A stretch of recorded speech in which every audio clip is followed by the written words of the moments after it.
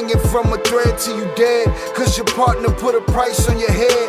Cause your chick was laying up in his bed. She getting details, spilling every word that you said. She working retail, thirsty bitch just trying to get ahead. If history tell us anything, y'all both end up dead. It's just a street tale of fable, some shit someone said. Sit at the table and hope there's more to offer than bread. Pulled out the cradle, first steps you getting chased by a fed. No head starts, just body parts and lead sparks. Old religion, brand new hate and weak hearts.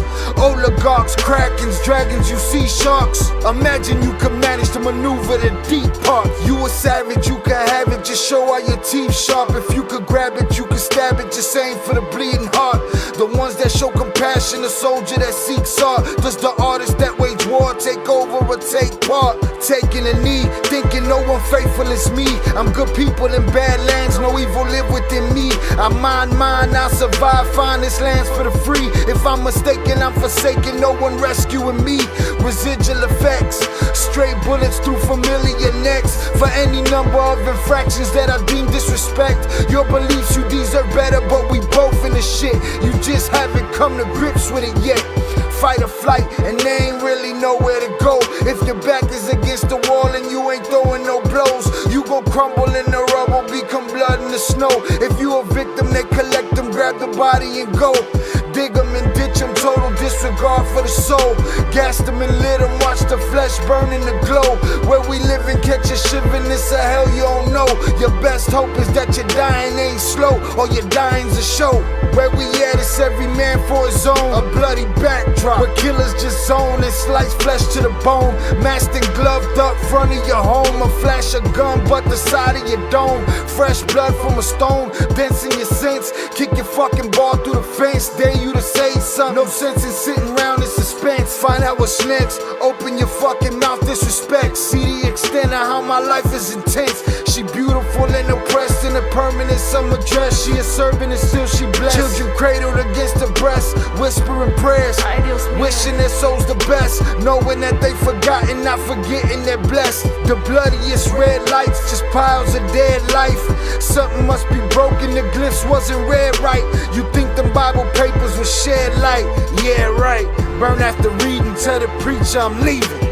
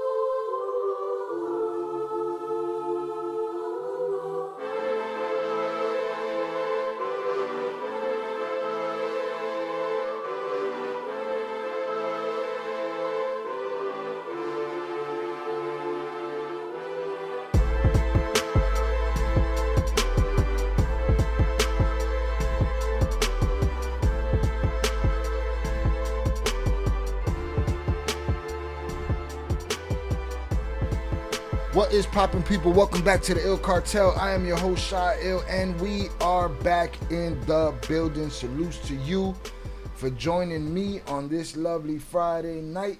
Hope everybody had a great week and got after that money. Millions. There's abundance on all your pockets. Salutes to y'all. Welcome. What is poppin', people? What's good? Welcome. Glad to have you. Glad to be here. Glad to get it popping on this Friday night, doing hood rat stuff with our friends. But I wanted to do hood rat stuff with my friends. Salutes to y'all. Welcome.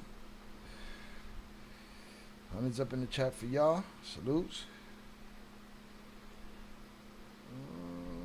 Where's my salute, Papas? Where's my salute? Boom. Hundreds up. Bow, bow, bow. Let's get it. What is popping? Shout out Zoraida in the building. Salutes. All right, we had a lot of live streams last week. This week there was a lot of editing and infrastructure that had to get done, and it got done. And now we are back at it like bad habits. Hanging out doing hood rat stuff with our friends. I wanted to do hood rat stuff with my friends. All right, tap that like button. I agree. Hit that like button if you have yet to do so. If you've been here 30 seconds, we've earned it. Salutes.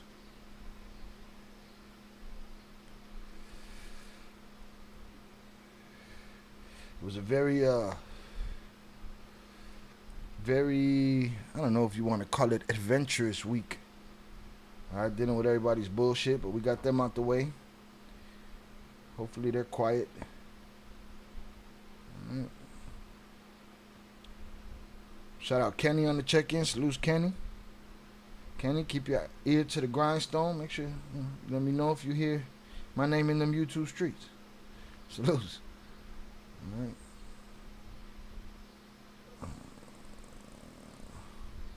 Shout out Shannon. Salute Shannon. Welcome. Thank you for being here.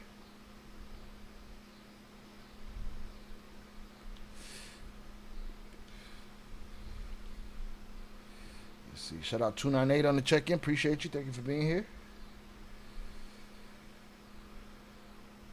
Shout out Ish on the check-in. Salutes to you, sir. Dubo failed you again. Had it open on my phone and never started. No, it's like you got to touch something or you got to do something on your phone and then it kicks in. It be like that. It be like that. Salutes to y'all. Welcome, welcome, welcome. Shout out Shannon. Vent away. Hey, it gotta happen every now and then. Every couple, 2-3 times a year. You gotta go down. All right, salutes. Alright, shout out Zoraida, shout out Shannon, shout out 298-ish, Kenny, I appreciate y'all. Again, hit that like button if you have yet to do so. A couple of things we got to cover tonight. I didn't put out the edited video because the story changed. We reported on Friday's live stream that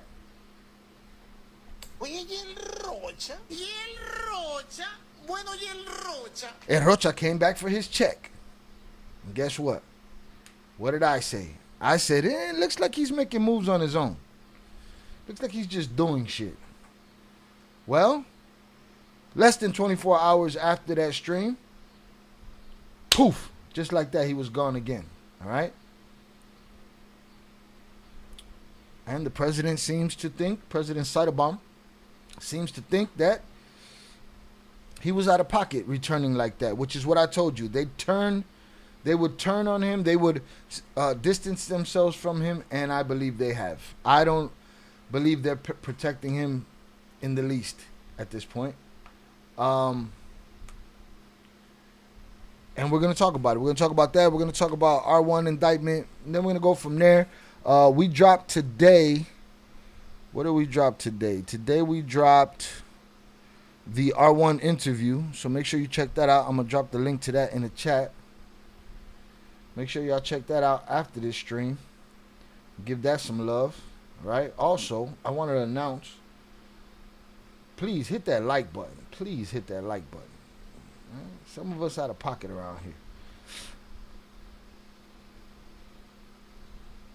One day later, they said, dijo mi mamá que siempre no. Mama said no. All right, the link for the new video is in the chat. If you haven't seen me destroying the little fat guy and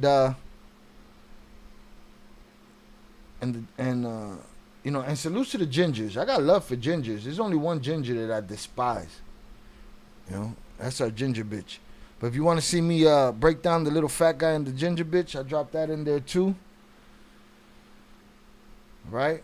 If you'd like to join our Discord, I'm going to drop that in there too.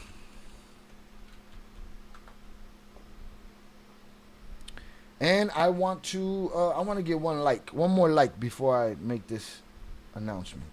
One more like. It's a big announcement for us. One more like. Right now we at what, 5? Let me get one more. This is crazy. We need signals, people. Hit the buttons. Hit all the little buttons. Hit them. Let's get it. All right. And that one more like comes in, we will fucking continue. Need one more like. And we will get to what I want to announce for tomorrow. So those are the 2 topics we're going to talk about. If after that we got enough time, we'll do some body cams. We'll do something. All right. We just waiting for one more like. Again, it's been an adventurous week. We got a lot of videos out. Every couple of days we drop something. We asked if Rocha was on a vacation or a farewell tour. It's looking like a farewell tour. What happened? Shannon's washer blew up? What's going on? To wring out the whole of the clothes after my washer malfunction. No, mom. Coño, man. No, mommy's wait. Got caught a Maytag repairman. I'm waiting for my one more like, man, before I move forward. I need one more like. We 50-50 right now, and that just doesn't sit right with me. I'm going to talk bullshit with the chat. Salute Zoraida. Salute Kenny. Hope you're having a great day. Shannon, hope you're having a better day. Now that you're done ringing out all them clothes. Shout out 298. Hope you're having a good day. There we go. We got our like. All right. Salutes. I appreciate y'all. Tomorrow is a real Wrench's birthday. All right? Tomorrow is a real Wrench's birthday, and I want to celebrate him thoroughly. All right? So make sure you join us tomorrow. We will be celebrating JP's birthday. All right? Honey's up in the chat. Are y'all ready to party? Let's go! Get your hands up! Get your hands up! Get your hands up! Get your hands up! Get your hands up! Get your hands up! Get your hands up! All right, tomorrow we will be celebrating JP's birthday. Make sure you join us tomorrow. Tomorrow we're going to have a good time in the name of the homie. But I wanted to do hood rat stuff for my friend. All right, he deserves it. He is the positivity in the chat when we need some. And he is the sword in the dark when it's time to put a motherfucker in the bathroom. Put him in the fucking bedroom. Or sniping. All right? When he pops out in his ghillie suit and he lets somebody have it, tomorrow night, 8 p.m., we will be celebrating JP, a.k.a. the hashtag king, a.k.a. the people's champ, a.k.a. Mr. Nice Watch, all right? We'll be celebrating JP tomorrow. For those that have been in this chat for the last 3 years, y'all know how important that is, how important he is, the whole scheme of things around here. And tomorrow I want to enjoy, having a good time doing hood rat stuff with our friends. Stuff for my friend. And celebrating the homie, man. All right? It'll be you college for him, man. We'll get to subjects he's wanted to talk about. If he wants to bring up old shit, we'll bring up old shit. Whatever he wants to do, we're going to do. Come and hang out with us. Shout out Kenny. Happy birthday, hashtag king. May all the best smut be put on your name, all right? Get the smut on, hashtag smut, all right? Salutes to JP. Tomorrow's JP's birthday, and we're going to hang out. If it sounds like a vortex in here, it's because it's warm, but it's not worthy of the AC, and I got mad fans on over here, but it is what it is.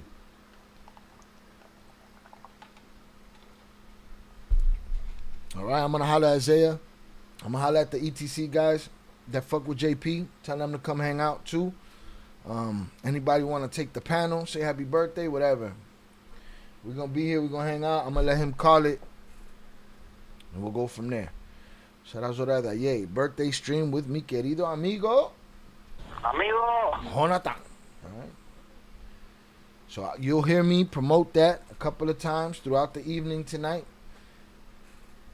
All right. Tomorrow we're going to be hanging out.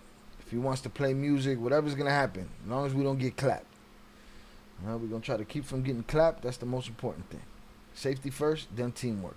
All right. We're going to celebrate tomorrow. All right. Hit that like button if you have yet to do so.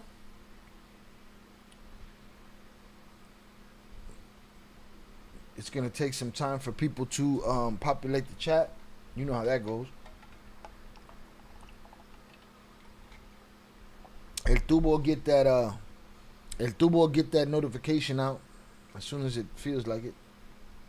Shout out Velez on the check-in. Salutes. Salutes. Did you just hear my announcement? All right, tomorrow we celebrating the real Wrench's birthday. Now, to the rest of y'all, we love giving birthday shout-outs in the Discord. I got to figure out some kind of calendar or something to get everybody's birthday on there, but everybody who wants it on there. But if you don't want it on there and you follow me in all these social medias and shit, and I happen to run into your shit, you've been outed. Now go home and get your fucking shine box. All right, hashtag King Party, facts. All right, Velez, tomorrow night, 8 p.m. We're starting an hour later than usual. Tomorrow night, 8 p.m., we celebrating the hashtag King's birthday. All right? Make sure you join us right here. But I wanted to If do not, we hood put you in the stuff for fucking my bathroom. Put him in the fucking bedroom. Whatever happens, happens. All right? Shout out Velez. Welcome. All right, boom. Salutes Velez.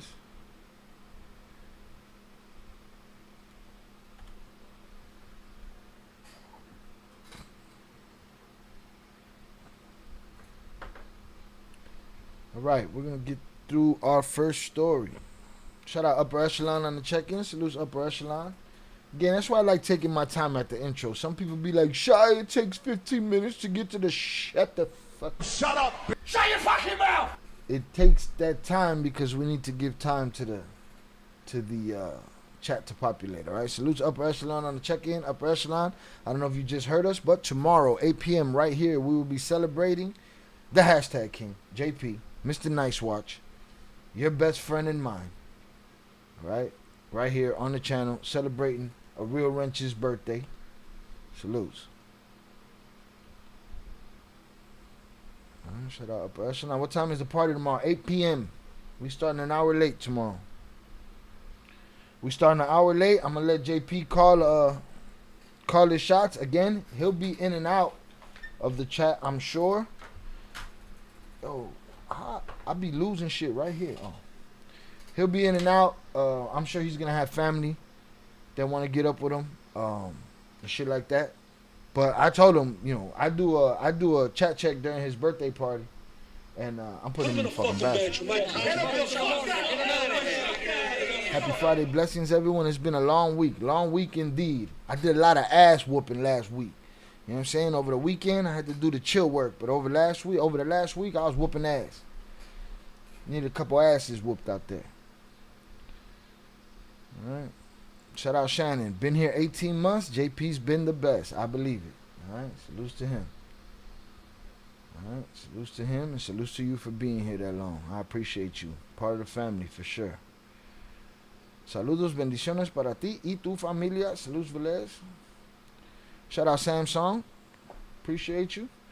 Shout out Upper Echelon. I will be here tomorrow. I'll be late, but I'll be here. I'm only going to be late because JP's a hater on the low, but that's my guy. I'm still going to be here to celebrate him and have my glass of wine. Yeah, we will be here. Listen here, man. I don't know if he categorizes as a hater per se. You know what I'm saying? I don't know. We might have to bring that word back to reality just a little bit. He might give you a little pushback, but I don't know if he's a hater. All right, salutes, but yes, be here. But I wanted to do hood rat stuff for my friend. Shout out Upper Echelon and Val. I'm gonna send the invite to Peter Flores, see if he wanna come through.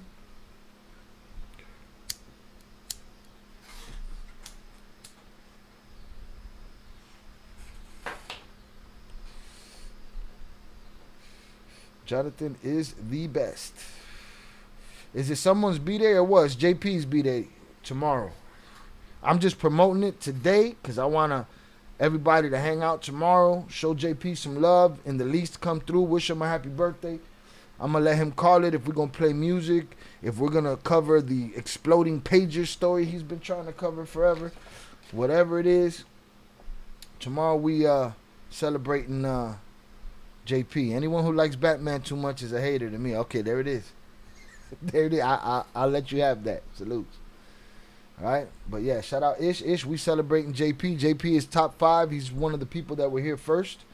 All right, it was Chucky Chingon, Oso, Velez, Zoraida, and JP.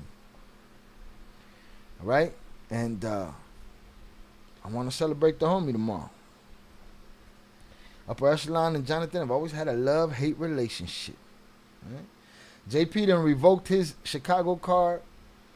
Revoked Jay Flores' Chicago card like 7 times already.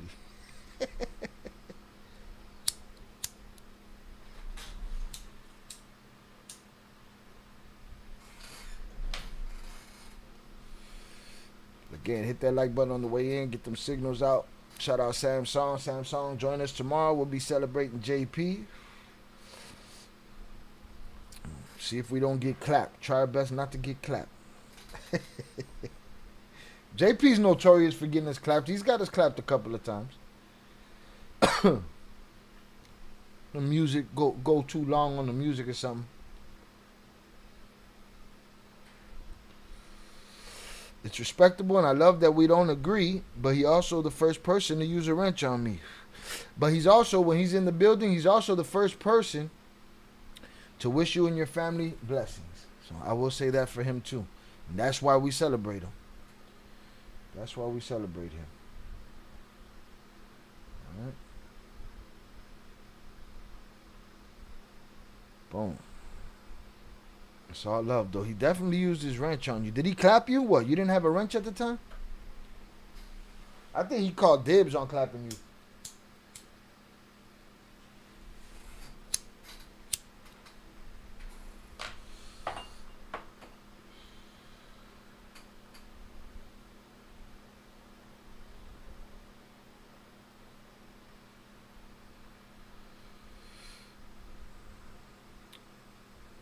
I got past your eyes this year. I'm going to catch you. I'm going to catch you. Or you just going to have to give it up. You know what I'm saying? You have to spill the beans. Blessings to JP, man. And he called shit and said the way it is. That's it. Shout out Ish. Chicago's the best city in North America, maybe the world. I agree. I don't know where that outburst came from, but I agree. Shout out to the outburst. I agree. I've never been to other continents. Let me see. I don't think I've ever been to another continent either. As far as I've gone over waters to the island, I think. Also hasn't. Also just did Morocco, Spain.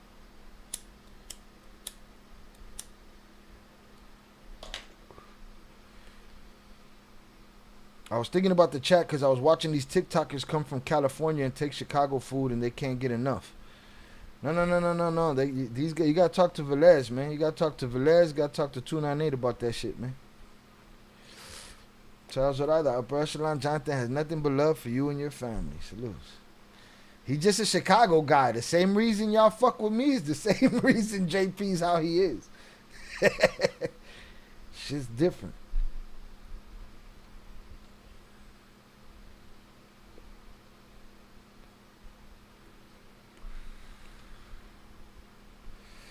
Now, mind you, don't forget the shitstorm of all the asses that I had to whip last week is not over. I got 2 more edited videos that are gonna drop. El Primo's is gonna drop, and another one on the Ginger. And then we're pretty much done, bro. These guys ain't got nothing for me, man. You fucking with a giant. You can't fuck with me.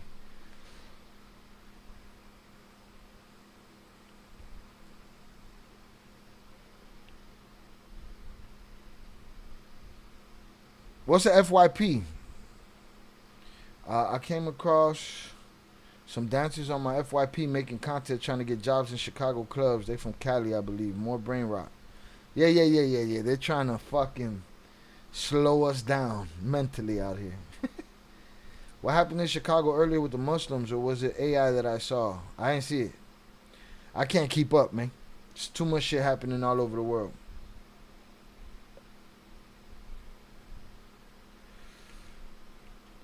Uh-oh. Oh, for your page. Shout out Ish on Zoraida for the receipts this time. Coño, man. Coño, how the man, tables man. have turned. Bendiciones, I know I'm just talking shit. I have nothing but love and respect for JP and all of you guys. I always appreciate the support and the friendships we make. Salutes to you, upper echelon, and this amazing, one-of-a-kind, real platform that Shy has provided. Salutes to you. Appreciate you. All right, man. Hit that like button if you have yet to do so.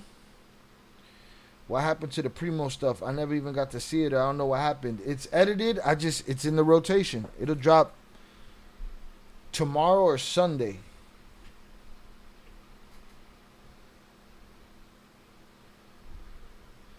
Had to put belt to ass on him too. Pause. He likes talking that weird shit.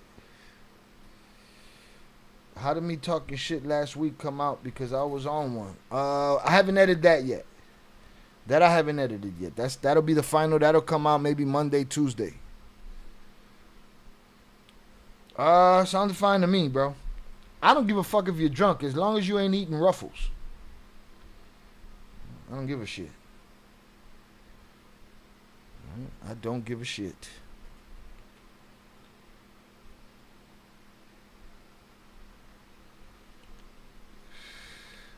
You sounded like you was in a good mood, it said. Like you was ready to talk your shit. That's that vino. Yeah, there he goes. He dropped the vino right there. He definitely dropped the vino right there. Boom. That's where we at next.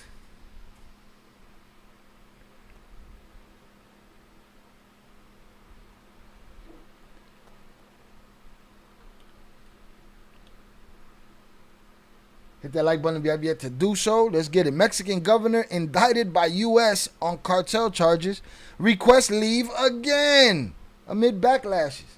Now, if I wasn't live all week, I would have gone live and talked about this. But I needed to let it breathe because who knows? He might have been back the next day. You never know, right? Mexico City, August 22nd, Sinaloa Governor Ruben Rocha Moya, indicted by U.S. federal prosecutors on drug trafficking, bribery, and cartel protection charges, again requested a leave of absence from office on Saturday, days after defiantly reclaiming his post. Not days, Papa, hours. Relax. He reclaimed that shit on Friday. By Saturday morning, it was a wrap. I got that shit at 3:30 in the morning on Saturday morning, that notification. Or maybe early afternoon. Hold on, let me make sure. Because I'm not like the rest of these dorks that just say anything. Let me see. Let me see. No, I want this right here. Boom. Let's see.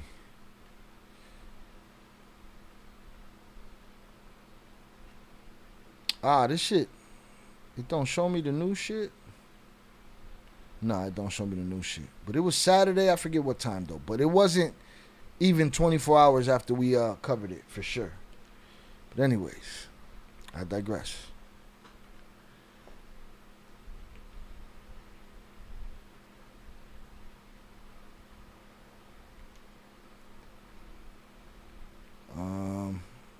Rocha's return was not well received by either the Mexican government or the ruling Morena party, which accused him of prioritizing his personal interests over those of the public. I told y'all. That night, Friday night. And the edited video will have both segments because, again, it happened within 24 hours of each other. I told y'all, he was doing shit on his own, man. He's just making decisions on his own. Fuck it, I'm going to work. We'll do it live. I'm going to work. He went to work, and they were like, I don't know what she didn't go to work. And who was it? Was it EC? Somebody came in here, EC12, somebody came in here and said, why he didn't show up for work? Why she didn't show up for work? And boom, the next day they were questioning her.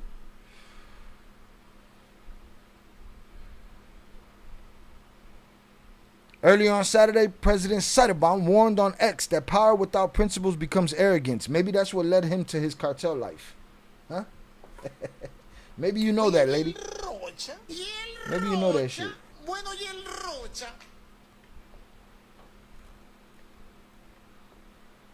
No personal interest can ever be above those of the people or the nation, intensifying the political firestorm without directly naming Rocha.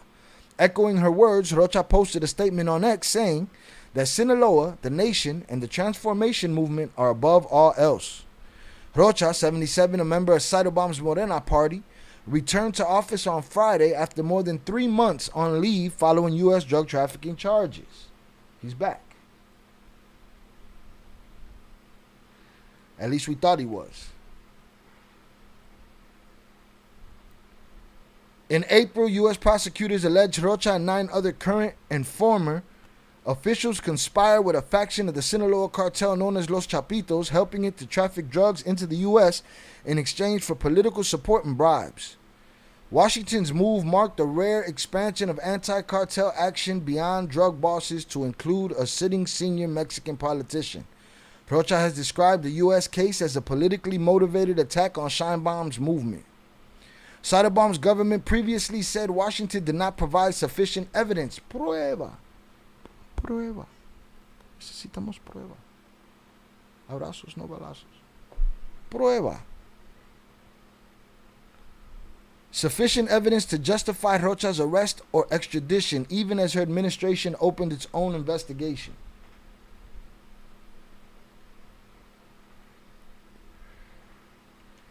But there were signs that Rocha's return to power was received coolly by Cytobom and Morena, underscoring lingering tensions within the ruling party over the case. People told me from the beginning, they're going to protect him, they're going to protect him, they're going to protect him. No.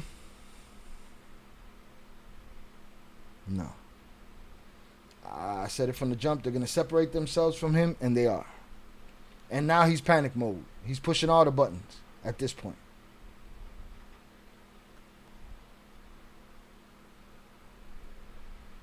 He went to work the day after it was reported that his right-hand man was no longer in the BOP directory, which is a sign that he's talking.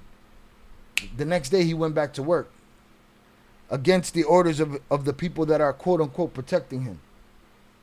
Danger. Right? Shout out Adrian Torres on the check-in. Salute, shout out everyone in the chat. Greetings from Cabo. Salutes. Enjoy your vacay.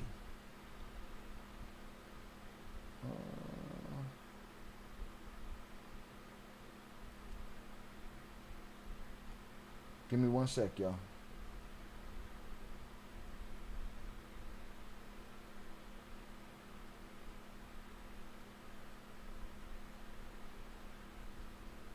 Boom. Shout out Adrian Torres. Greetings from Cabo. Enjoy the vacay. Salutes to you. If you end up free at any moment tomorrow night, we will be celebrating a real Wrench's birthday tomorrow. Right? Shout out JP.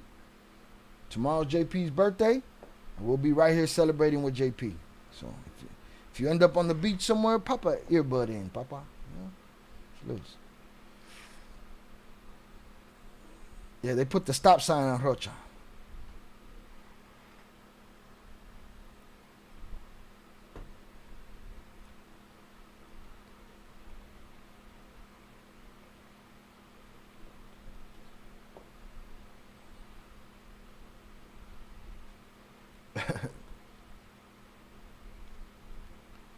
They hit him with the raid. He's out of here. The same day that his right-hand man got popped off, or it was obvious that he was talking, the same day, buddy bounced. Gotta go. See you later. You know? I holla. Now, I know the president has something to say about this. Let's see what else she's talking about.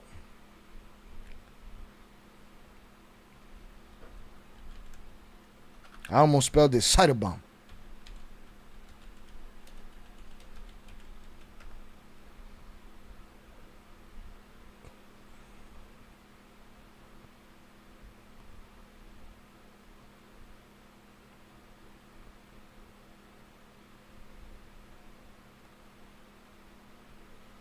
Get a translation going here. Yeah, got it.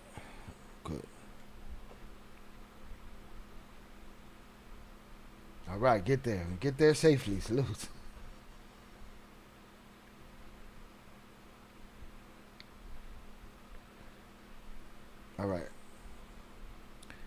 Scheinbaum says she did not consider Rocha Moya's return appropriate and asks for honesty from his replacement. Right? Listen, he lied. We needed proof. What did Mexico find in their investigation? Did they find that, oh man, better him than us? Your services are no longer needed in the community. What did they find out? They found something out.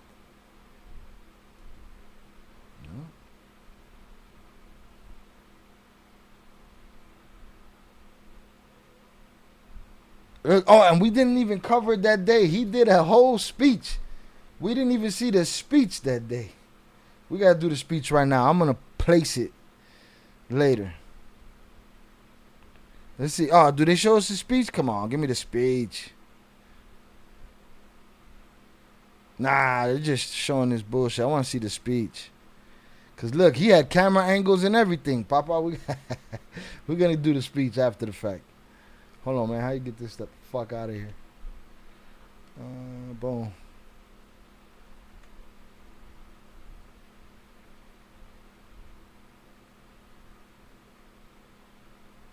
Gotta turn this shit off. There you go. Boom. Fuck that. Let's go here.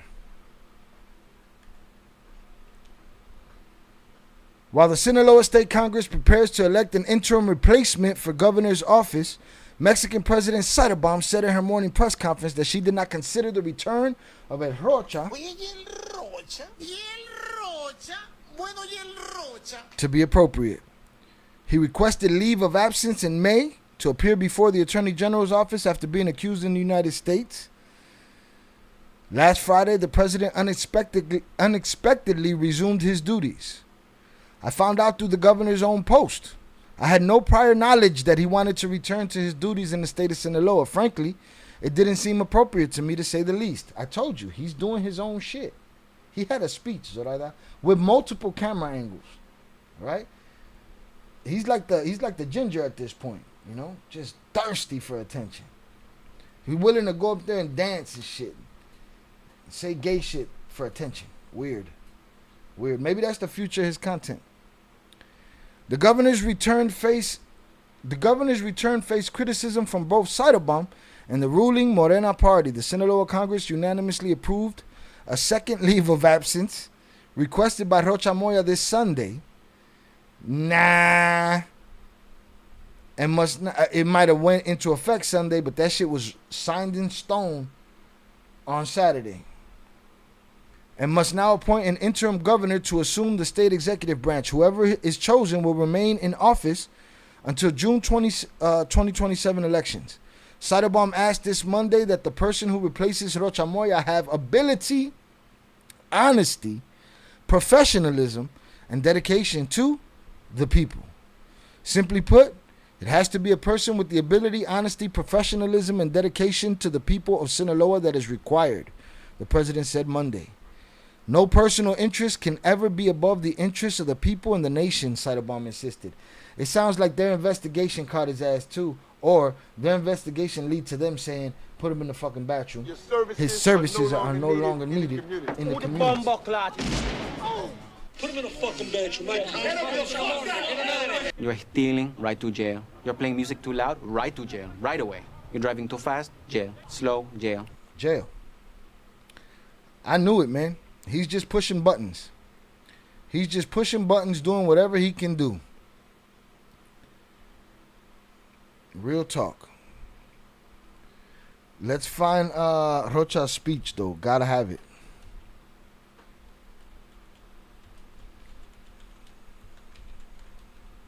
Gotta have it.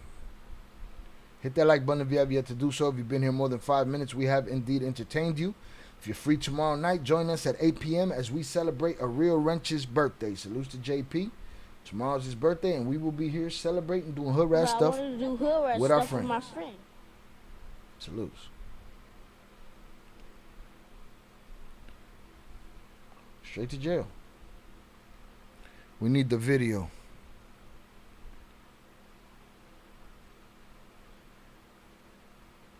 I gotta have it. Nah, I don't want to see y'all talk about it. You know who else I saw? That big Jabba the Hutt ass lawyer of Chapo's on Adela again. I'm surprised she entertained him twice. I need the whole video, Brody. I need the whole video. Come on, man. He got... Oh, I think I got it.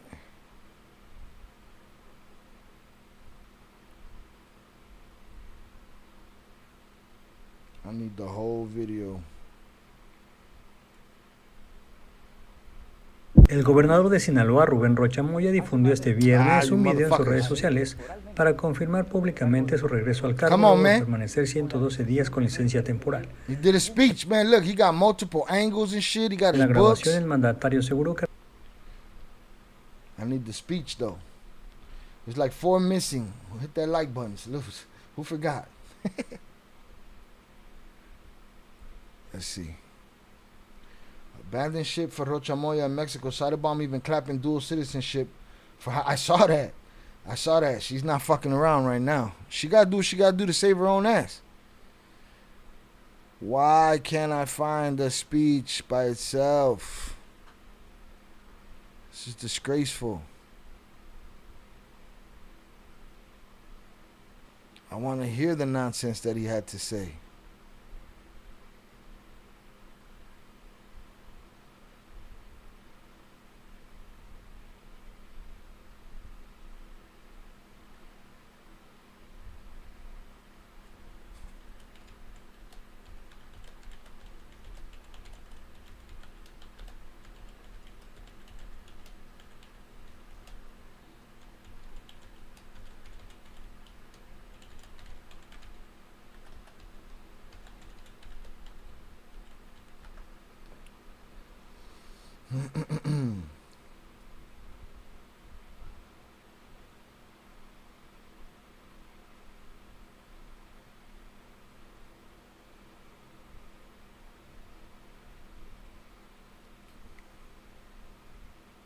Sinaloenses, Got it. hace más de 3 meses me separé temporalmente del cargo de gobernador con la decisión de no interferir en ningún proceso. He made a speech.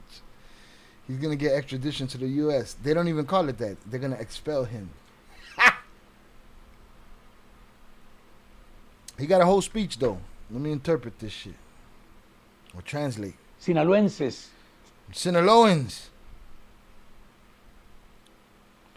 All right, smoke them if you got them, drink them if you got them. If you're sober, here's a hug from me to you. Shout out to everybody out on the road getting that money. Safe travels and salutes to anybody traveling. Safe travels to you headed to and fro. All right, I appreciate y'all for hanging out with me. Hit that like button if you have yet to do so.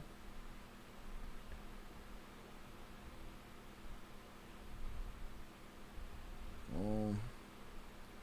And boom. Shout out Cody on the check-in. Salutes. Welcome.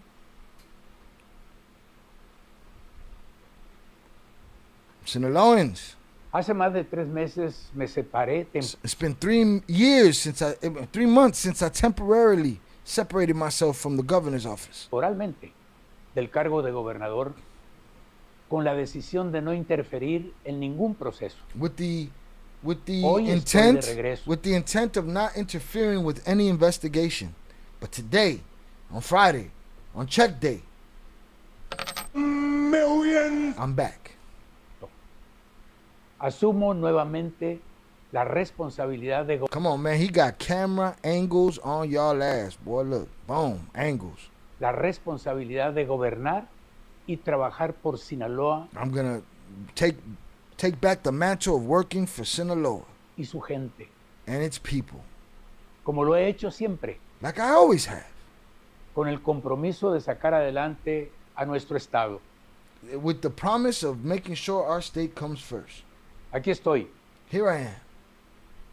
y vamos a seguir gobernando con firmeza y entrega. We're gonna continue to govern with a firmness, and I don't know what the fuck entrega means.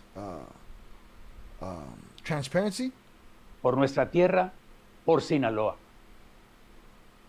for our land and for Sinaloa.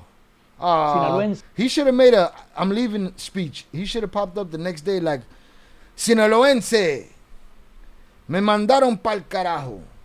They sent me to go get my fucking shine box. Now go home and get your fucking shine box. Entré y me mandaron a chingar su madre.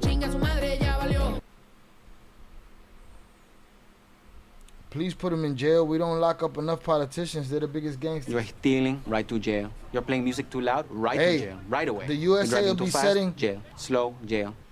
The USA will be setting a dangerous precedent for themselves. They do that. All right, they better never. But they, you got to be a superpower to be able to do that shit. Is Rocha gonna be chilling with Maduro? I think Maduro turned himself in. I think Rocha might be a little bit more gangster than dude. I don't smoke. Drinking Jamaican today. Drinking Jamaica today. Salute to everyone having an alcoholic beverage. Salute. And salute to everybody that's sober.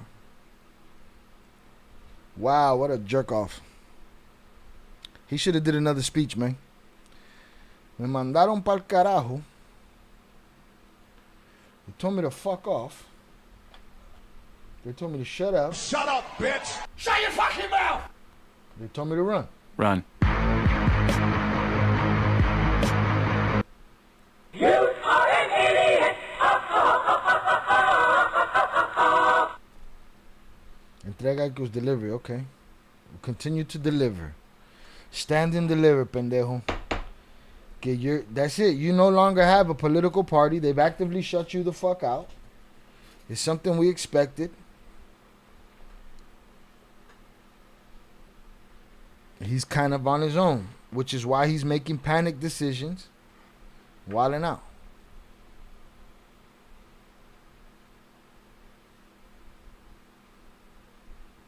I think she's talking about tomorrow, JP. What are you watching like a fucking hawk right now? Shit, let me see. What you drinking? Jamaica, you said. Tecates. Fucking weirdos. Rocha lo cago. Man, that guy's in trouble. He's all alone, man. Lo dejaron. They left him stranded. His services are no longer needed in the community. It's a wrap.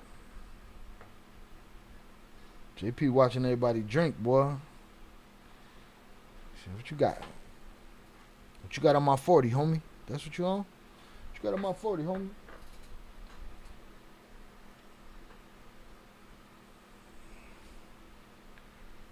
Yeah, he sounds popped. He's in panic mode. He went back to work thinking that was going to do something for him. Make it look somehow for him. I don't know what he thought. I don't think he thought it through very much. I think it was a fuck y'all. I'm coming to work. Y'all can't keep me out of here. I think she knew the whole time that he was intending on doing that. She just can't tell us that. Meanwhile, she asking for honesty and shit. No mames. Fuck out of here.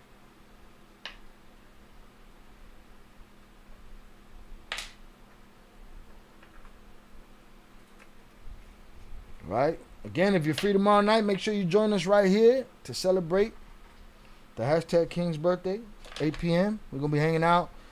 You might hear some music. You might see some flashbacks. You might see some exploding pages. Who knows? Just make sure you're here.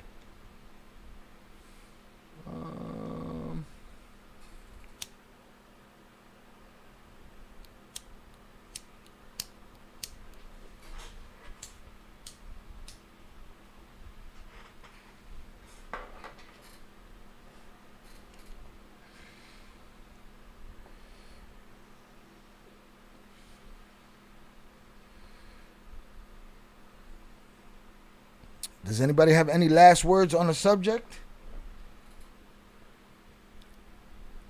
Rocha's back at the crib, dancing and squeezing back fat.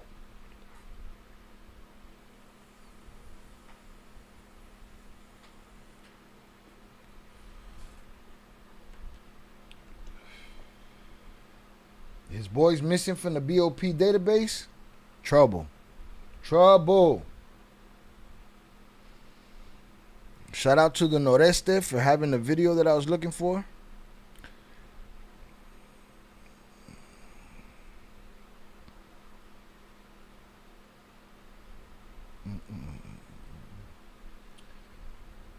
Yeah, that's what he did.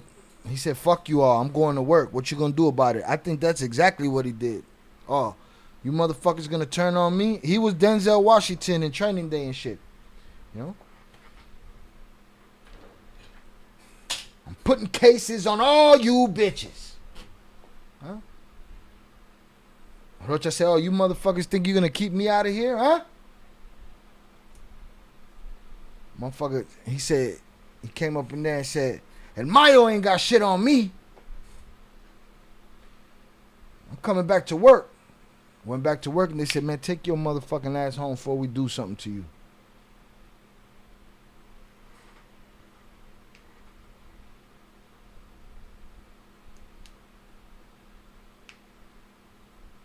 That's exactly what he did. But it backfired. Didn't work. He's back at the crib. Does he still have the security is the question. Shoe program, Rocha. Oye, y el Rocha, bueno, y el Rocha. Yo, the beauty is that Denzel ad-libbed, well, didn't ad-lib. It's not an ad-lib for him. It's an ad-lib or improvisation for everybody else. In his mind, in his heart, in his character, he knew what he was going to do or what he would do in that situation. He was just that deep in the character. From all of the improvisations or additions that he made to the script of that film and to the performance on screen, and shout out to the director for never downplaying that. True program.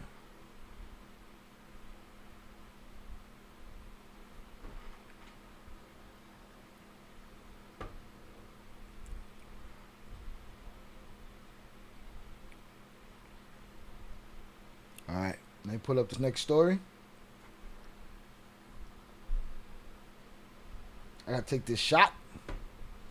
I got my Olympic standard shot glass.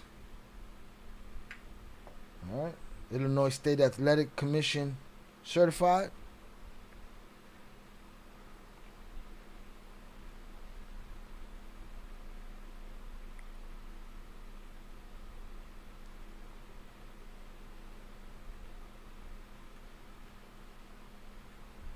Oh, now I could tell you exactly what day. Okay. It was Saturday, 10/27 at night. Okay, so it happened Saturday. Took effect Sunday. I was right. He killed that role. Did a great job in that movie, indeed. Damn, that's the piece del Rocha. Coño, man. Coño, man. Emotional, damn it. The upper room.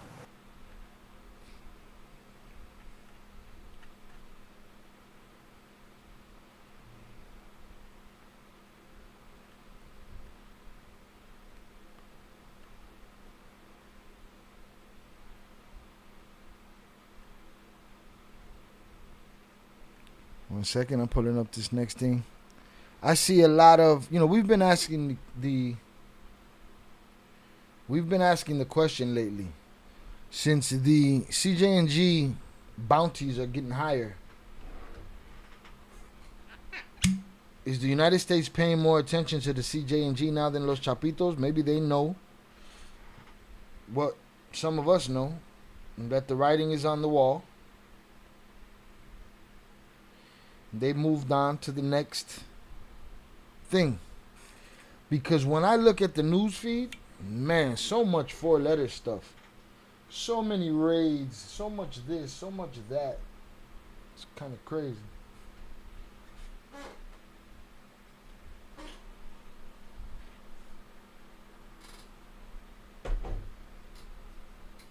And I wonder, they're not putting all resources in them, and these guys are just everywhere, bro. All these different cities, different towns, all CJ&G talk.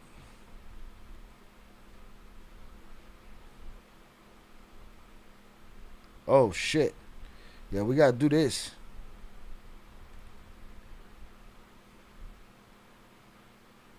I was going to talk, well, I am going to talk about this R1 indictment. Where is it? There's more word on the Manso situation, too. There's more word on the Caesar Gastelum situation, too. Last weekend, 19 people were X'd out in Sinaloa. It's getting wilder by the week. And we didn't even think that this shit would last this long. It's been a long time.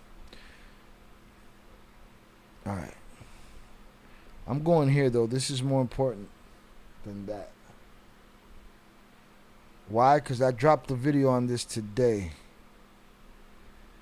which is the R1 interview.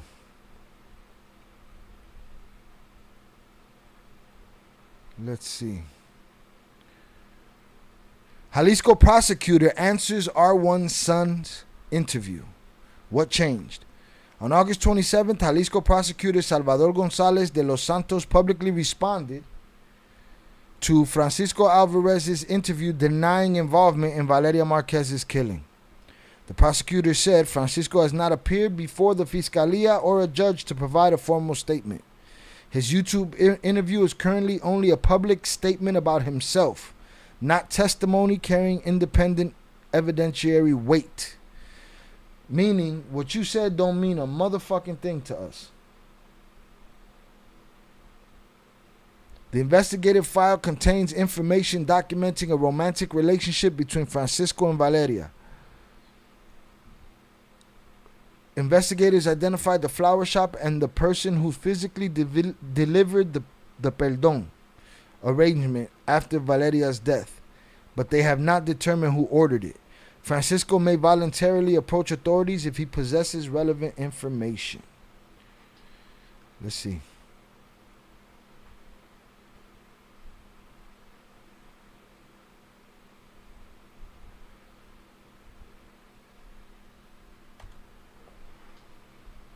Let's get it.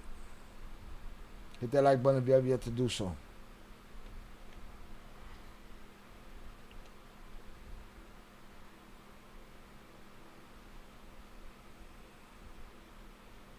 The Jalisco Prosecutor's Office confirms that Francisco Alvarez, accused of being allegedly involved in the femicide of Valeria Marquez, has not made a statement to authorities.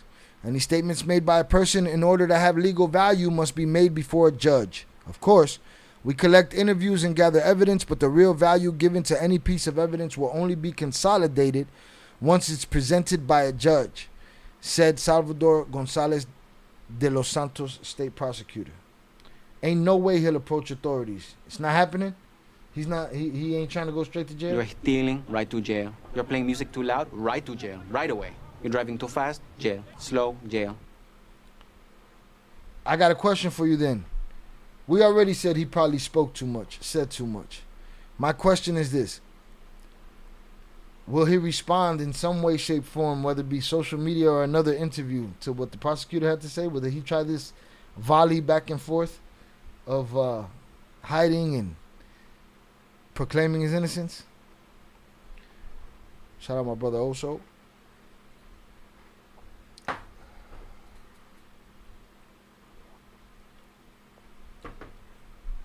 You got to be dumb to do that in Mexico. You got to be dumb to do half of the shit they do in Mexico to end up to be in that position to be dumb to do that in Mexico. So, you know, he was dumb to do the interview. No? Huh? People, we think everybody's not dumb. There's a lot of dumbs out there, man. A whole lot of dumbs. Some of them got money. Some of them have success, businesses, all kind of shit. Sometimes you got to be that dumb to succeed. Who knows? You know, it is what it is. The prosecutor's office reported that El R1, son of El R1, has not given a statement to the public ministry. We heard you. Despite the statements he made publicly about the case. During the Security Cabinet press conference, Jalisco Attorney General stated that any public statement acquires legal standing only when presented before a judge. Acquires legal standing only when presented before a judge. And the file is about their romance, their romantic relationship. All right. Basically, they're making it very clear that they don't give a fuck about whatever interview he did. You come talk to us or you didn't say shit. You're clearing your name in no way by going and doing an interview with Luis Chaparro. You know what I mean?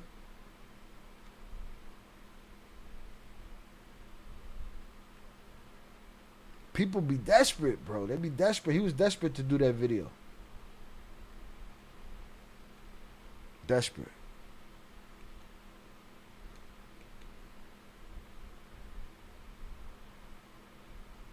I agree, le cagó el gallo. Yo vivo tranquila con la pena. ¡Le cagó el gallo! ¡Cállate, hijo de puta!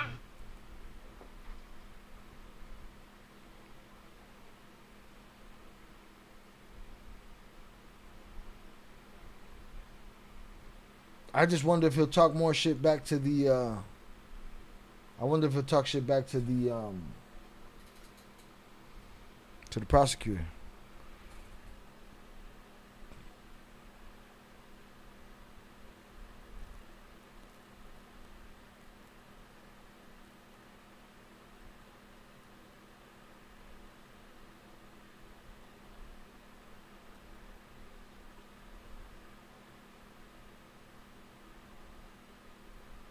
Couple more things I want to cover quickly before we get out of here.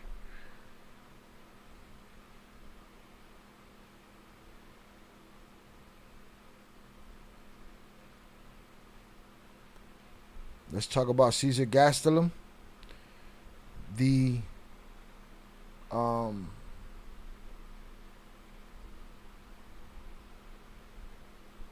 Let's talk about Cesar Gastelum, the YouTuber that was slain in the parking lot of a Kentucky Fried Chicken, I believe it was, in Sinaloa.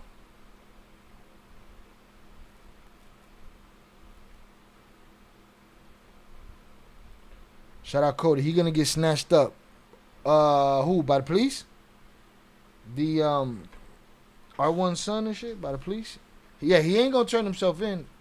Velez said it. He himself said it. Fuck the police.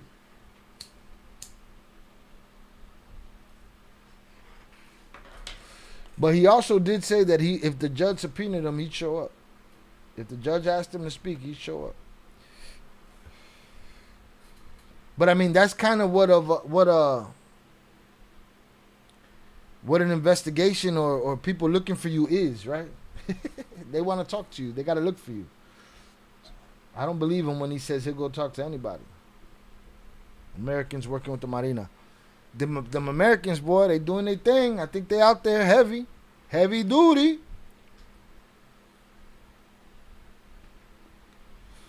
I think they're out there doing their shit. I really do. I really do.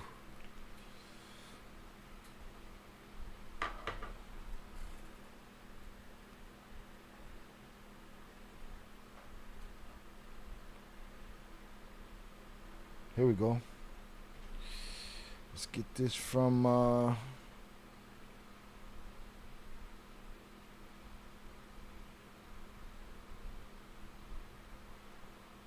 País.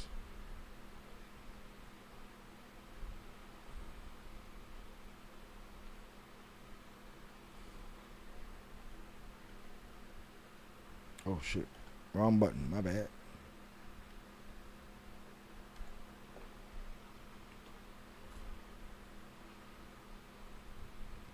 One of the killers of influencer Cesar Gastelum arrested in Puebla. Omar Garcia Harfouk announces that another attacker died in the operation deployed to capture one of the two men on a motorcycle who shot the victim during a live broadcast. Well, come on, País, you gotta relax. 3 weeks after the shooting death of influencer Cesar Gastelum during a live stream at a fast food restaurant in Culiacan, Sinaloa, authorities have announced the first arrest. Security Secretary Omar Garcia Harfouk reported that Jesus Alberto, one of the individuals on the motorcycle from which the content creator was shot, was arrested in Puebla on Wednesday. According to a message posted on his social media accounts during the operation, carried out by the Secretariat of Security and Citizen Protection, officers were attacked by 3 armed men. One of the attackers was killed while the other 2 were arrested.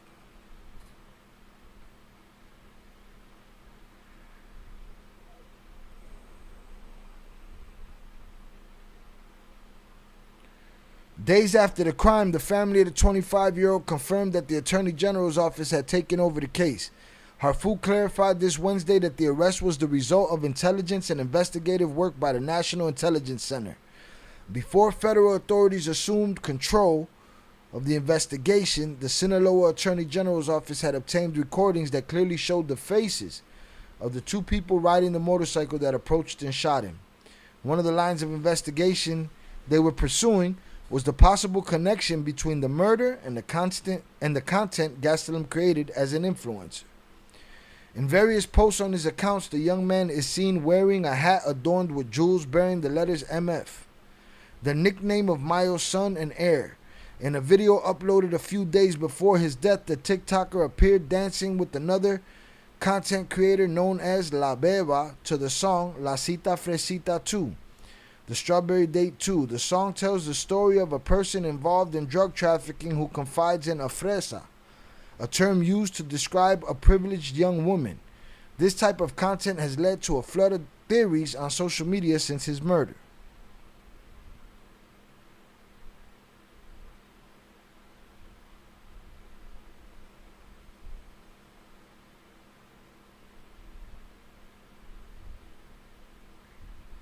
Hold on, I missed something here.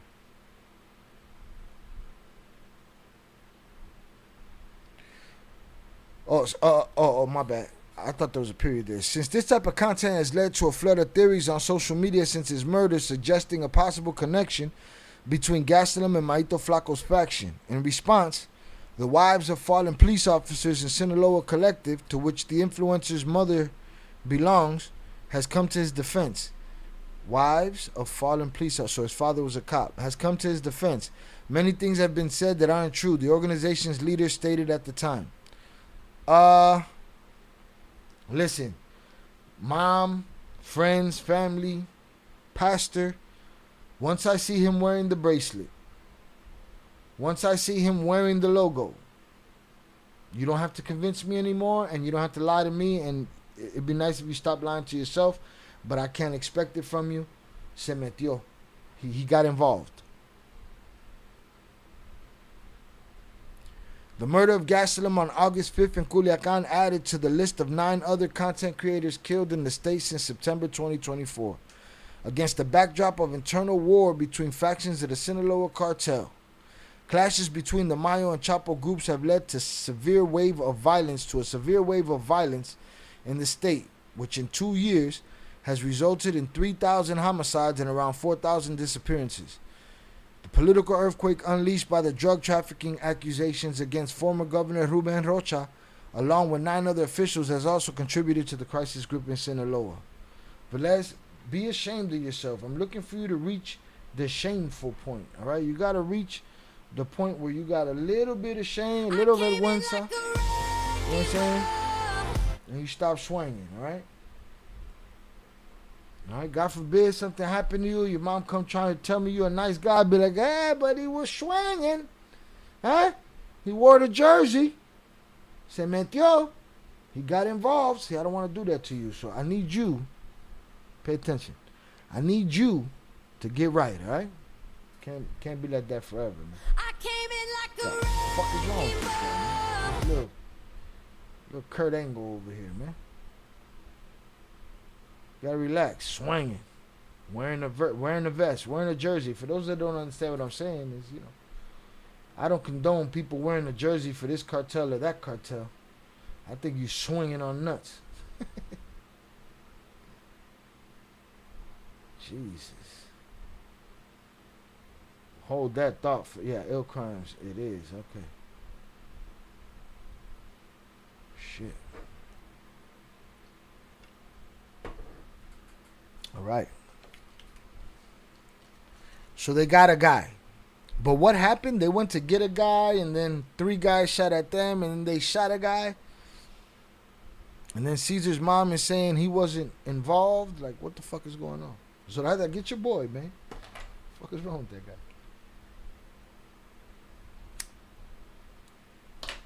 Ladies. Also.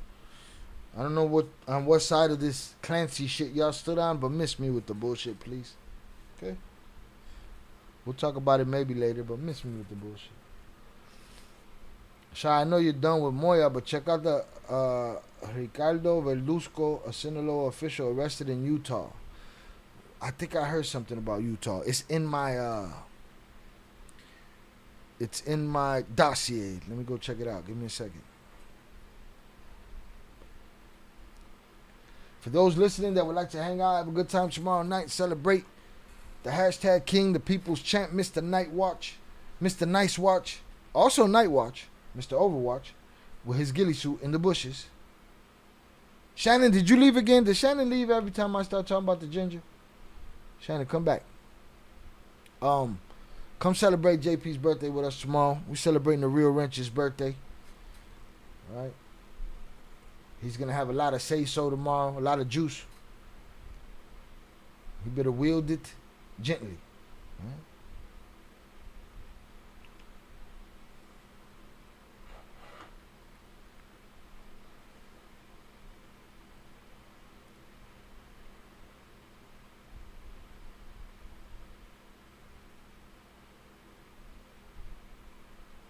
Now, I don't want to paraphrase Ish, but Ish's belief and thought was that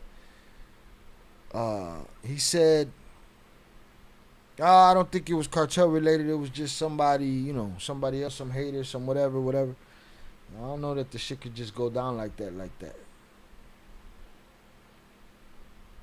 And all I had to see was the bracelet on his hand to see exactly that this guy had put himself in the mix. Shout out Pete Never. You leaving? Are you arriving? Shout out Pete Never on the check-in. Our head of marketing. Salutes. No, I'm not leaving. I'm just promoting JP's B-Day party tomorrow, all right? Join us tomorrow, Pete. If you're free, 8 p.m. Central Time tomorrow, we're celebrating JP's birthday. No, listen, but I will tell you this. I talked to my sister about the hyenas. My sister was like, I ain't agree with them. I just wasn't going to argue with them at a kid's party. I said, I wasn't going to argue with them either. But they're a bunch of fucking hyenas. But no, I did not run into the hyenas about the Clancys. What I did run into, Shannon, was I ran into the internet about this Clancy shit. And guess what? Some of them supporters, I believe, are paid for. Some are not. Shout out Pete Never. Just got out. Salutes to you. Getting that money. Millions. Nah, we here, man. We've only covered a couple of things. I've been here, hour 45 minutes.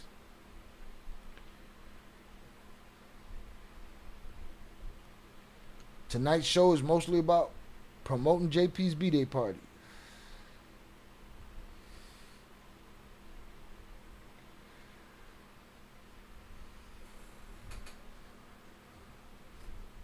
If y'all want to talk about the Clancy shit, Shannon, I'll talk about it next. I think I'm done with all our cartel content. I'm going to look into what Sam just told me to check real quick. Ricardo Verduzco. Let me copy that shit.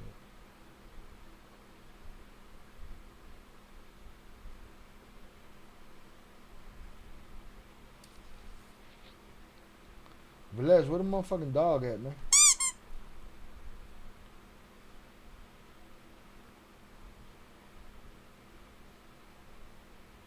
Oh, shit. Fuck it. We'll go straight to the DOJ on that ass.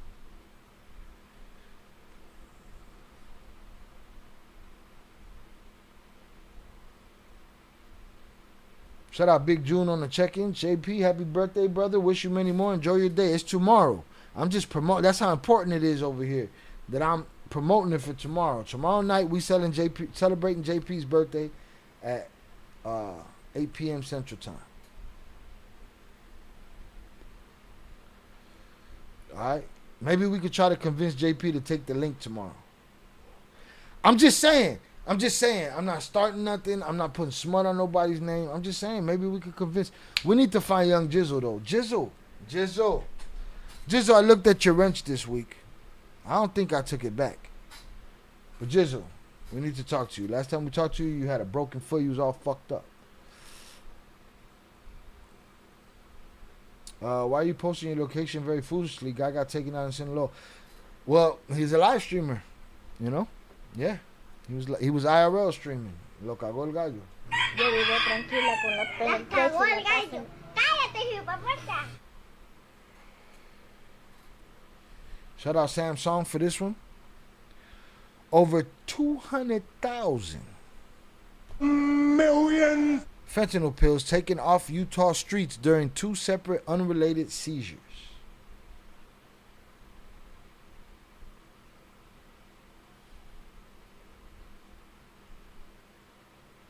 Shout out Pete. You do you. We can catch up tomorrow. What you talking about? I'm just saying. I'm still here. What are you talking about? Are you out of here? Nah, you ain't. Are you leaving, motherfucker? The CARTEL sniper, JP, in the bushes in a ghillie suit, sweating. Got that little bead of sweat waiting to fall. When it falls, boom, he let loose. Salt Lake City, Utah. 2 Mexican nationals, one of whom is an illegal alien, were indicted by a federal grand jury after they were arrested and charged in 2 separate and unrelated cases that led to the seizure of approximately 204,000 million fentanyl pills in 1 week. Jesus Alex Cesena or Quesena Cota, 22, of Mexico, pendejo, residing illegally in West Jordan, Utah, and Ricardo Verduzco Bernal, 54, of West Valley City, Utah, were charged in 2 separate complaints August 13, 2026. In the case involving Cota, according to allegations contained in court documents in July 2026, the FBI Wasatch Metro Drug Task Force initiated a crime investigation on Cota and co-conspirators, both known and unknown, associated with a drug trafficking organization believed to be distributing large quantities of fentanyl and other narcotics in the District of Utah. On August 11th, agents executed a search warrant on a residence, vehicle, and storage unit in West Valley City, allegedly used by Cota for the distribution of narcotics. During the search of the vehicle, agents recovered and seized approximately 1.44 grams of field-tested positive methamphetamine on Cota. At the storage unit, agents recovered and seized approximately 9,351.45 grams of field-tested positive fetty-wap. Agents estimated the evidence to be approximately 93,000 fetty-wap pills. At Cota's residence, agents located and seized 21.7 grams of field-tested positive fentanyl, U.S. currency, and a suspected drug ledger. Coño, man. Coño, man. That's a lot. He's officially fucked with all them pills. Adiós, pendejo. Your services are no longer needed in the community. Chinga su madre, ya valió.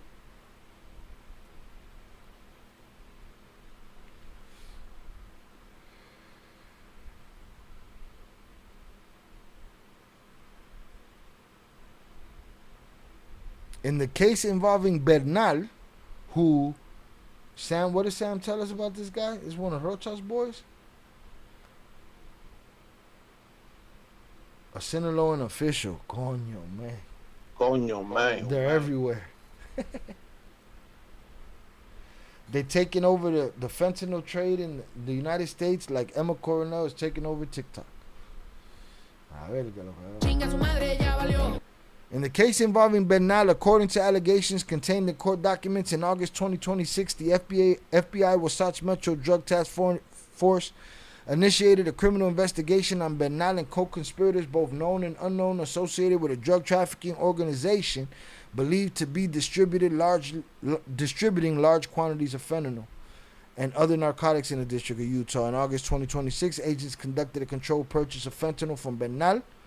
As a result of the controlled purchase, agents obtained and executed a search warrant on the hotel room in Salt Lake County, Utah, on August 12th. On August 12, 2026, agents executed the search warrant, and Bernal was alone inside the room, where agents located and seized approximately 11,160.65 grams of field-tested positive fetty-wap. Agents estimated the fetty-wap evidence to be approximately 111,000 million fentanyl pills. According to U.S. Immigration and Customs Enforcement, Bernal is in the United States on a visitor visa.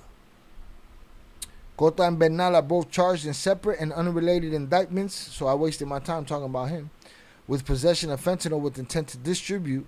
Cota is scheduled for a jury trial, and Bernal is scheduled for a jury trial August 26th before U.S. Magistrate Court Judge in the United States Courthouse downtown Salt Lake City. Both cases are investigated by the FBI Wasatch Metro Drug Task Force. Valuable assistance is provided by U.S. Immigration and Customs Enforcement, a.k.a. the Kunts. Alright, fuck all the rest of this shit. What's his connection? I need to know his connection. Samsung, I need to know his connection to Rocha. Former Sinaloan state official. There we go. Look at this asshole. Bien pendejo el tipo. Adiós, pendejo. Former Sinaloan state official arrested in Utah with more than 100,000 fentanyl pills. Look at this asshole. He don't look like a drug dealer, Shy. He don't look like a cartel guy. Look at this asshole. Looks like every other asshole you've ever met. Eh? So stop talking to me about what cartel guys look like. I wouldn't doubt it. Pay support is Shy. It's a divisive issue for sure. It's a ridiculous issue. But I have a little man insight about it. That's all I can offer. I leave the rest to y'all to tell me where I'm wrong. But we'll talk about it. Cartels are so ingrained in the Mexican government, there's still some people that try to downplay or deny that. I'm not sure how this can be fixed at this point. I am worried of the same thing, and not just there. Here too. Are we too far gone? A former Sinaloa state official was arrested this month in a Utah hotel room with more than 100,000 fentanyl pills in his possession, U.S. authorities say. Ricardo Verduzco Bernal, former head of the high performance program. What is that? The high performance, what? They just trying to get everybody high and shit? That's their performance? The high performance program at the Sinaloa Institute of Physical Culture and Sport was detained in Salt Lake City on August 12th, according to an August 20 statement released by the U.S. Attorney's Office in the District of Utah. He's currently in preventative detention, awaiting trial.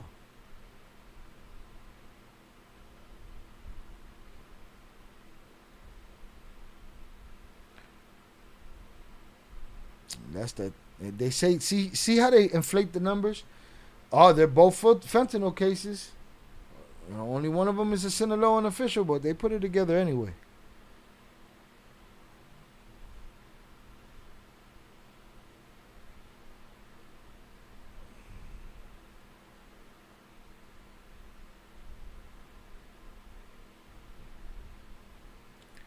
Verduzco's civil service career. Verduzco served as head of the high performance program at the Sinaloa Institute of Physical Culture and Sport, a state government institute during the governorship of Oye, ¿y el Rocha? ¿Y el Rocha? Bueno, ¿y el Rocha? Who is also accused of drug trafficking by U.S. prosecutors. It's not looking good. It's not looking good.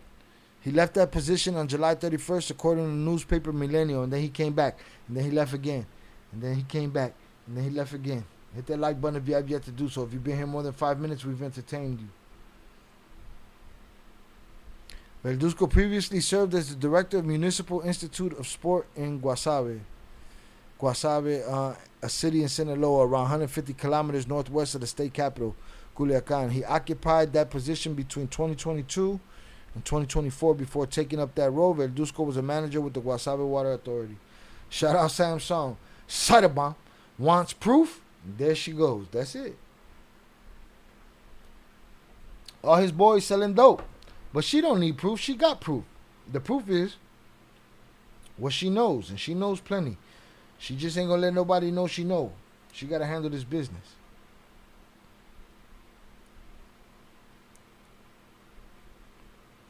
Shout out Shannon. I just asked because I remember you telling us about your run-in with the hyenas during the Diddy trial. They did me dirty, them hyenas. They did me dirty. But I wasn't wrong. With this, it's a little different. Yeah, this, it wasn't nobody else. I'm sure there's a bunch of hyenas that would love to argue with me about this. I just think it's another one of those things. It's sad. It's sad.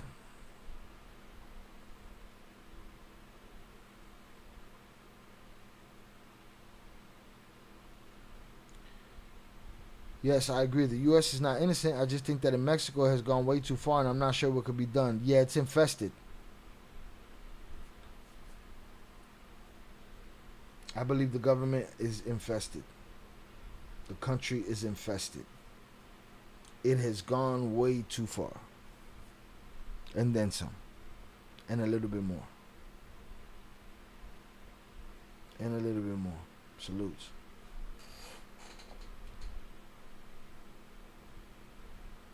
Another official. One of Rocha's guys. Oye, ¿y el Rocha? ¿Y el Rocha? Bueno, ¿y el Rocha?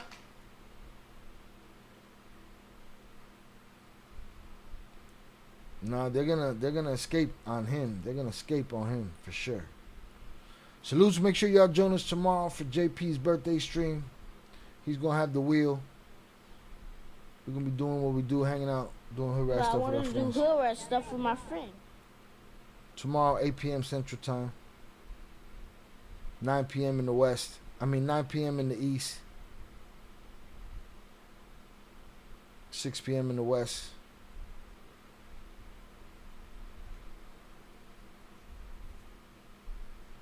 All right. Listen. Shannon. I don't know much about this Clancy shit. I can learn right now. We can get into it right fucking now. But what I have heard, the parts that I have heard is more about all this support that's happening. And it's disturbing to me, but I'm not surprised. Dumbass tariffs are going to make my Crown Royal more expensive. They haven't yet? Shit. They've been throwing a penny here and there. You just ain't felt that shit yet. Because you was drunk, motherfucker. Where's Zorada going? What the fuck you talking? I'm moving to China? Nah, where the fuck you going? Zorada don't leave us. Shannon, she gonna be like, Shannon, let's ride. Go with me. Run.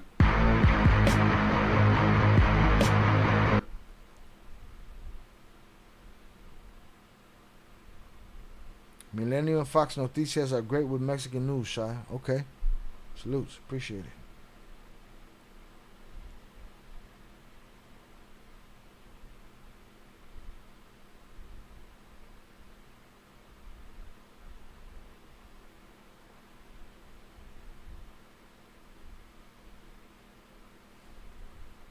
Rocha's in a panic. You think he's sleeping right now? He's staring at the ceiling.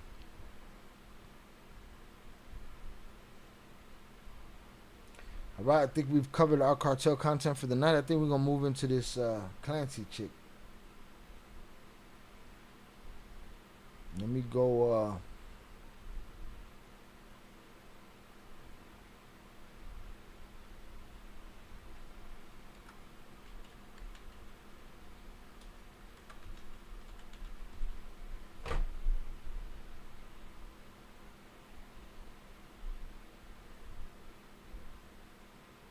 Is that where we're going? Where y'all want to go? Or is that too depressing? Rocha popping Xanax screaming, Déjame! Suéltame!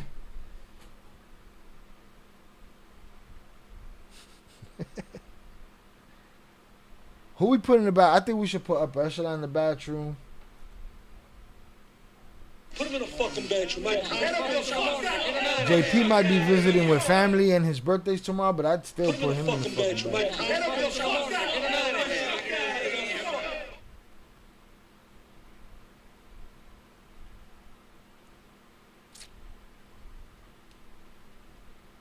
What else? They trying to bring Diddy into this Tupac shit. I need to cover this Tupac case. I just don't have the fucking time.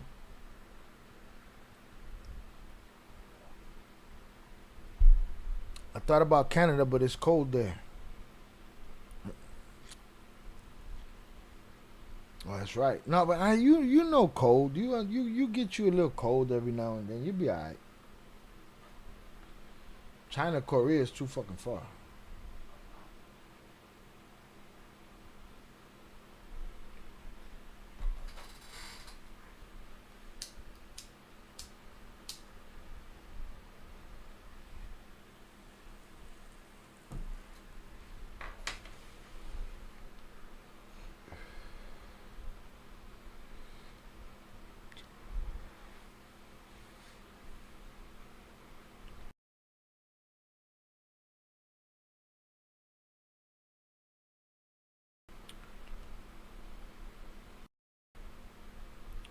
Shout out Sam. That Clancy shit is sad and gonna be a bad example if she gets off. Listen, it was a bad example when that other monkey ball ass bitch got off. What bitch am I talking about? You know what bitch I'm talking about. Shout out Zoraida. Shannon, I'll still be here with you guys just in Korea. You know what fucking time it'll be? Your ass will be me. You be sleeping, man. Miss me with the bullshit.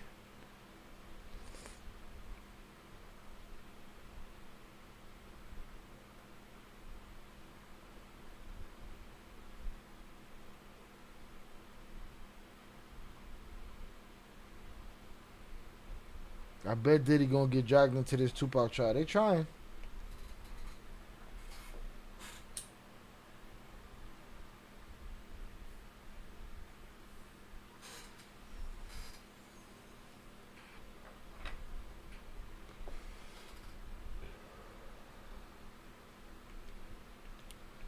Here's the thing.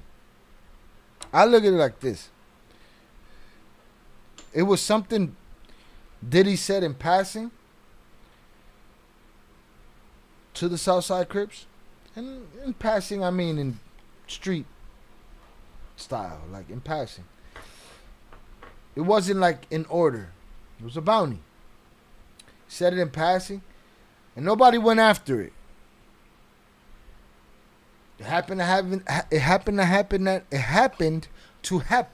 that night because Pac ran up on Orlando. And then they were like, well, fuck it. We did it already anyway. Let's cash in on Diddy's shit. And then Zip said, and kept that money. Opened up a club.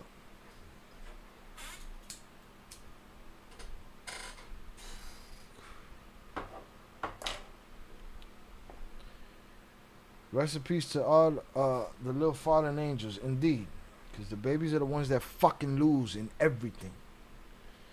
Feel like Keefe D is going to be found not guilty. Unfortunately, I don't think the prosecutors did a good job. Oh, I haven't been paying attention hard enough. I'm going to have to go through it all in one day.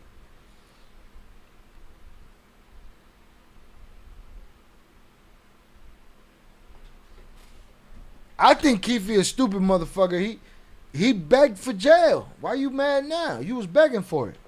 You wanted the clout of being the dude involved in taking Pac out. You wanted that. All right. You're stealing, right to jail. You're playing music too loud, right to jail. You right begged for You're it. driving too fast, jail. Slow, What jail. are we talking about?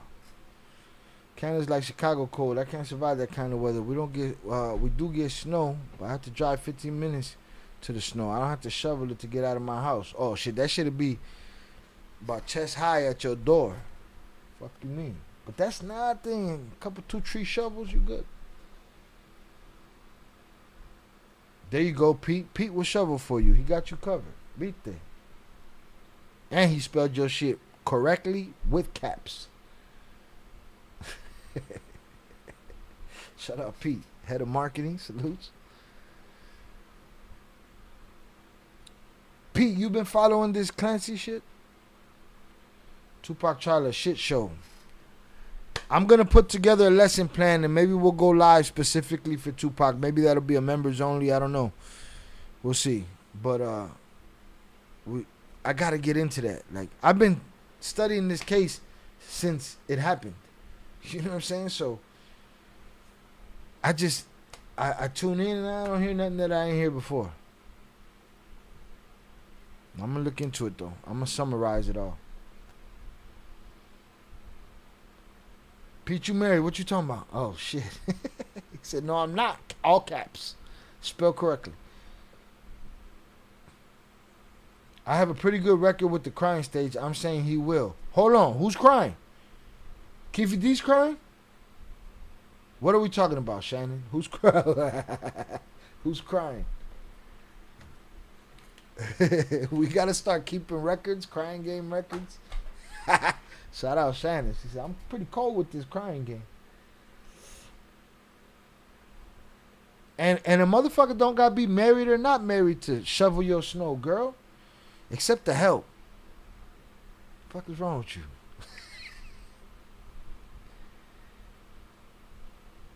Who's crying, Shannon? I need to know. Shannon, what's this bitch name? Clancy. What's this? On the body cams. On any body cam that I picked tonight, somebody's crying. She said yes. Whatever you pull tonight, somebody's crying. It's a terrible trial, in my opinion. So many funny parts because it's ridiculous. In the Pac trial, yeah, I don't doubt it. And there's no laughing matter, man. They took out a guy worth a whole lot of other motherfuckers. The 50 Higgins tattoo on his chest was for real.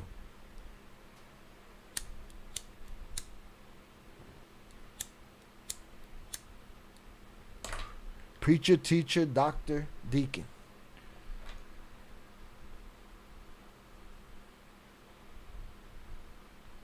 Follow the Mo 3 trial.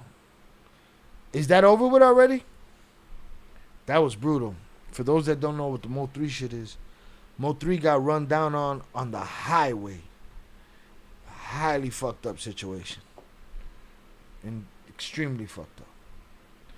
So I was like, either side, I'm not trying to deal with jealous wives. Oh, no. They can't fight. You know how to knee a motherfucker, man. They can't fight. But I hear you. I hear you. You don't want to have to compete with nobody's crazy. P says it's all good. Just started from 03. So they have in custody, because again, I didn't follow it. I'm over here following fucking Sinaloa. They have in custody Buddy that was on the highway pulling the trigger, allegedly. That shit was crazy. They was in the middle of the highway. Ran down on dude. Shout out Zoraida. Yeah, every now and then you gotta beat a bitch up. I told you. Remember how I always tell you that I tell my niece who knows how to fight, I tell her every now and then you gotta throw a kick up at your friend's head just so they know what you're capable of. I saw a video of that shit and it happened. You know? Show them what you can do. Because I told her, hey, you need to every now and then remind your friends to fuck around and find out.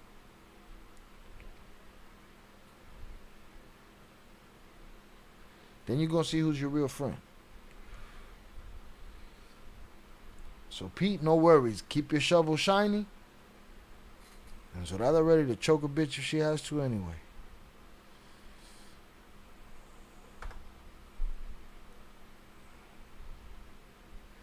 Where'd I go? Should I go to, what the fuck is it called? Law and Crime? There's just, they just didn't present solid evidence that he was there in Las Vegas that day. Orlando was there, obviously, because he's on film, so I don't know. I just think he might be found not guilty. Huh.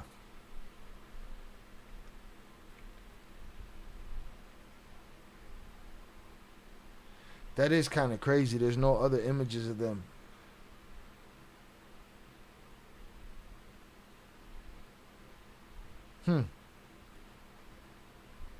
Some people think Orlando was planted there.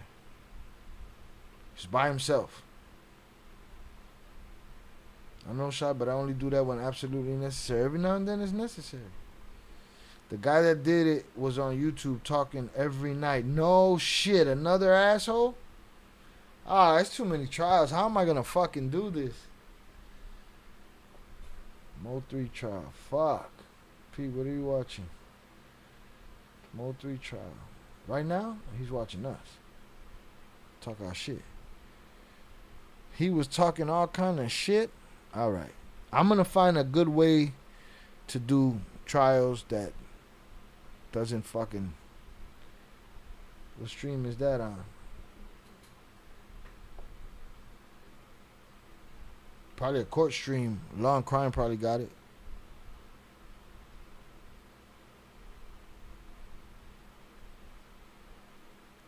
Do we trust our boy Jesse Weber? Let's see what Let's see what Jesse Weber's talking about. I gotta switch out though.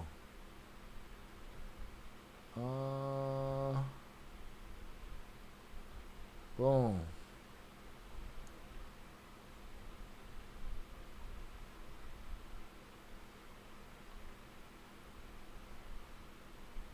See how we got faster at that? Coño, man. Viste? Your boy's a problem. Your boy is a problem. I guess you could talk with a tablet in jail. Wait.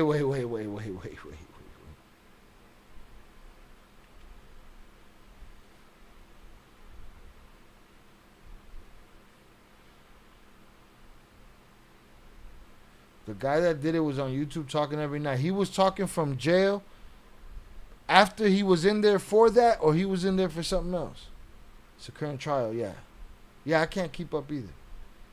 Sorry for all the questions, Pete. You opened up this fucking line of questioning over here.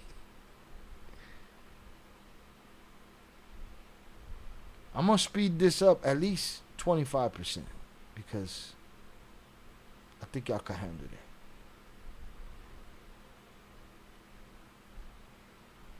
They have so much cam evidence from 03 trial that it'll be a quick one, okay?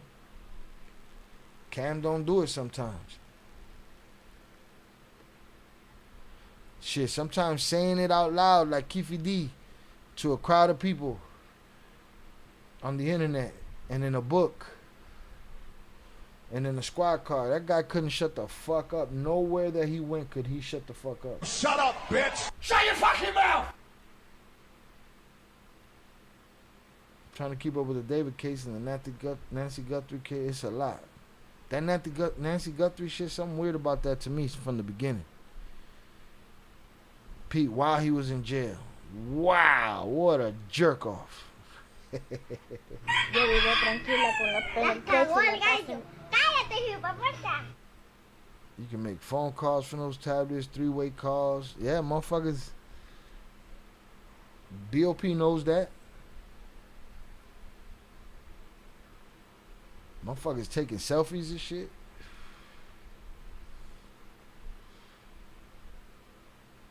Video visits too. Coño, man, it's nice. So I don't know nothing about this Lindsay Clancy shit. I know that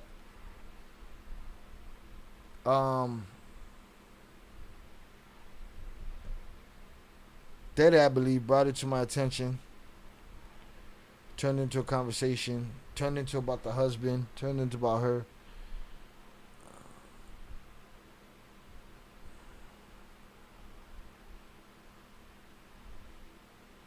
Yeah, he's live streaming and sending videos from the tablet. But I don't know nothing about the trial. I've heard all kind of things that she's not guilty, that the husband's guilty, and blah blah blah blah blah. But I do know I've seen a lot of blind loyalty. People that I know don't know what really happened. And those babies are coming last in the situation. And we'll talk about it. Let's get it.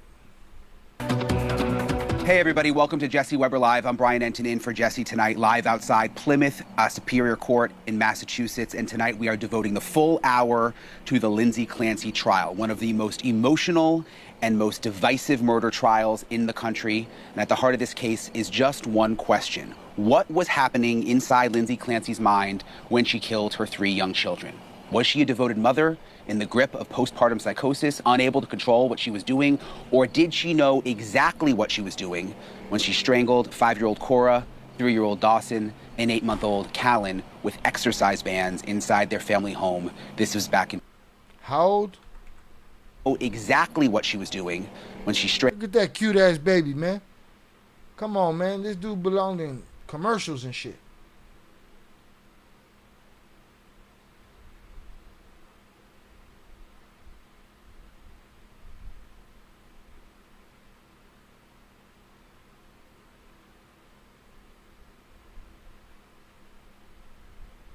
Fucking sad. Strangled 5-year-old Cora, 3-year-old Dawson, and 8-month-old Callan with exercise bands inside their family home. This was back in 2023. Right behind me, jurors have spent weeks hearing those 2 very different portraits of Lindsay Clancy, and now after weeks of heartbreaking testimony, dueling psychiatrists, and intense arguments over what was happening inside Clancy's mind, the case has just entered its final phase. Evidence is expected to wrap tomorrow, and the jury could begin deliberating as early as Wednesday. So it is all coming to an end, and tonight we are taking you inside the case From the very beginning, the evidence, the testimony, the battle over her mental state, and the moments that could ultimately decide whether Lindsay Clancy is held criminally responsible and faces life behind bars, or is found not criminally responsible and could be committed to a state psychiatric facility. We'll also take you outside the courtroom, where the case has ignited a fierce debate. Hundreds have shown up, you can see here, some standing with Clancy, others there to remember Cora, Dawson, and Callan. Now, why has this case struck such a nerve? Everybody's talking about it. How will a jury possibly sort through all of it? We're going to get into all of it, but first, a dramatic end to court today. The defense demanding an immediate mistrial. This was not expected. The judge then denying it, and the jury was sent home early. It happened during testimony from one of the prosecution's final rebuttal witnesses, forensic psychologist Dr. Kirk Heilbrunn. Heilbrunn was testifying about another possible explanation for why Clancy killed her children, something called altruistic filicide. Heilbrunn described it as killing your children out of love, believing that they would suffer without you. And as he explained that theory, Heilbrunn brought up what Clancy told him about her children, heaven, and her Catholic faith. And then he started talking about suicide as a mortal sin. This was a very important moment. Take a look at this. One of the things that she said when asked about what happened is that in the course of strangling each child, she said, "Go to God, baby, go to God." Man, fuck you, man. And that was part of her expectation, that she and the children would be together in heaven with God. She was raised as a Catholic, and this, as I understand, Catholic considerations, that's not necessarily what happens. But when I asked her about that, when I said, "Isn't suicide a mortal sin?" Yeah, I see counsel over here. Okay, so you heard the objection there. That objection stopped the testimony. The jury was then taken out of the courtroom. There was a very brief recess, and then Clancy... Shout out Velez. I thought about this case. Can you blame dude for leaving after she killed her kids? I don't know about when he left her, about none of it. I know nothing about the story. I thought this guy would give me something chronological here, but it seems like he's starting at the back. Attorney Kevin Reddington demanded an immediate mistrial. Reddington accused prosecutors... Yeah, I'm sorry. I just from off what Velez said right here, let me just answer that from the jump. I don't give a fuck what it is. Velez, what's the expectation? The expectation is that he be in court supporting her like everybody else? Yeah, I don't care what condition, where was he though is the question. It can't be there 24 hours, but I don't know the story, but just off top, just with what I know and what you just said, yeah, there's nothing. Those are my babies. There's nothing. There's no support. There's no sticking around. There's no none of that shit. Of intentional misconduct, arguing this was now the second time that religion had been improperly brought up in front of this jury. Remember, that is not allowed. Prosecutors denied any intentional misconduct, saying that they didn't ask Heilbrunn a question about Catholic dogma, and then the judge then denied the mistrial. But when he brought the jury back in, he could not have been more clear about what they were supposed to do with what they just heard. Listen to this. The religion that the defendant was raised with is absolutely an inappropriate area of testimony. It is to be stricken. It is not to be considered. I can't be any more clear of that. It cannot be considered. Okay, so the judge was not happy, and after he gave that statement, the judge sent the jury home for the day. But that mistrial fight, it wasn't the only drama in court today. There was... If the video sounds weird to you, I have it sped up by 25%. Major new testimony about the voice that Clancy says told her to kill her children, and another heated exchange between the defense and a prosecution expert. So I want to unpack it all with someone who has been inside that courtroom every single day since this trial began. Rachel Sharp, she is the U.S. crime correspondent for the Daily Mail, and she is here with me outside the courtroom. Thank you for joining me, Rachel.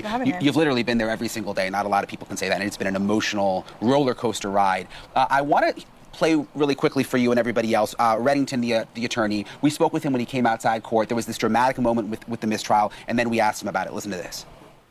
I knew that Judge Sullivan would exercise his discretion and he would give a strong instruction if he denied the motion. So that's what he did. This is the second time mortal sin has come up. Well, they didn't say mortal sin today. They made reference to the Roman Catholic religion and sin, but they didn't use the mortal sin analogy today. Are you concerned the jury won't be able to overlook it? No, I have no doubt that the jury will listen to the judge's instructions and be able to overlook it. Yep. Does this impact your mindset at all going into closing arguments? I want the details, though. I need the deets.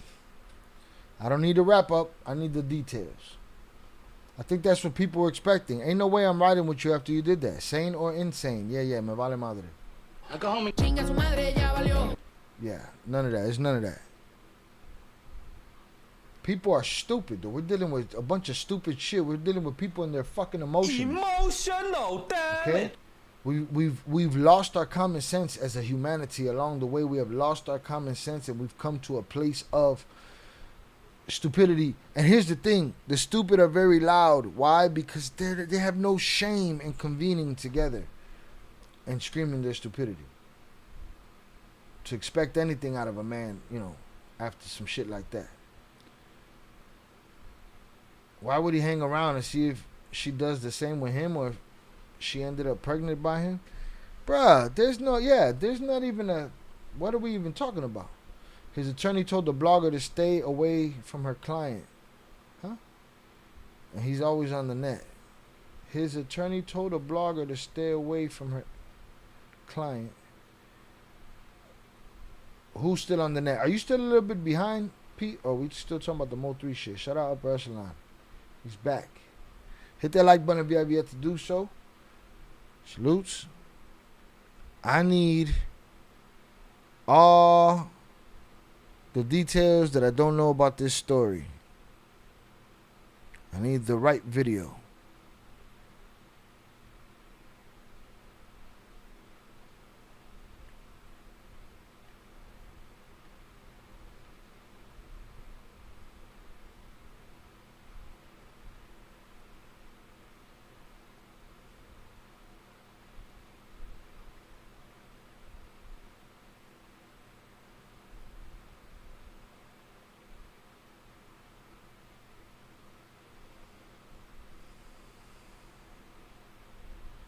Here, let me put this in there.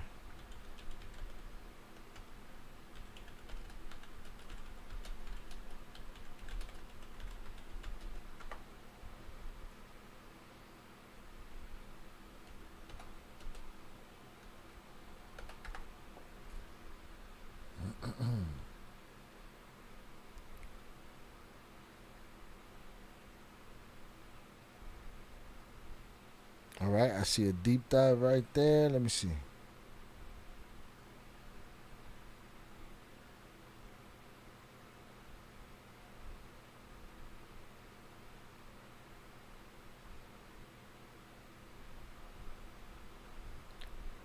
Watch me run into one of these lunatics that think she did nothing wrong.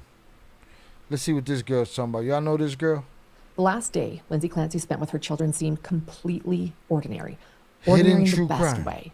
A family at home together on a cold January afternoon in Duxbury.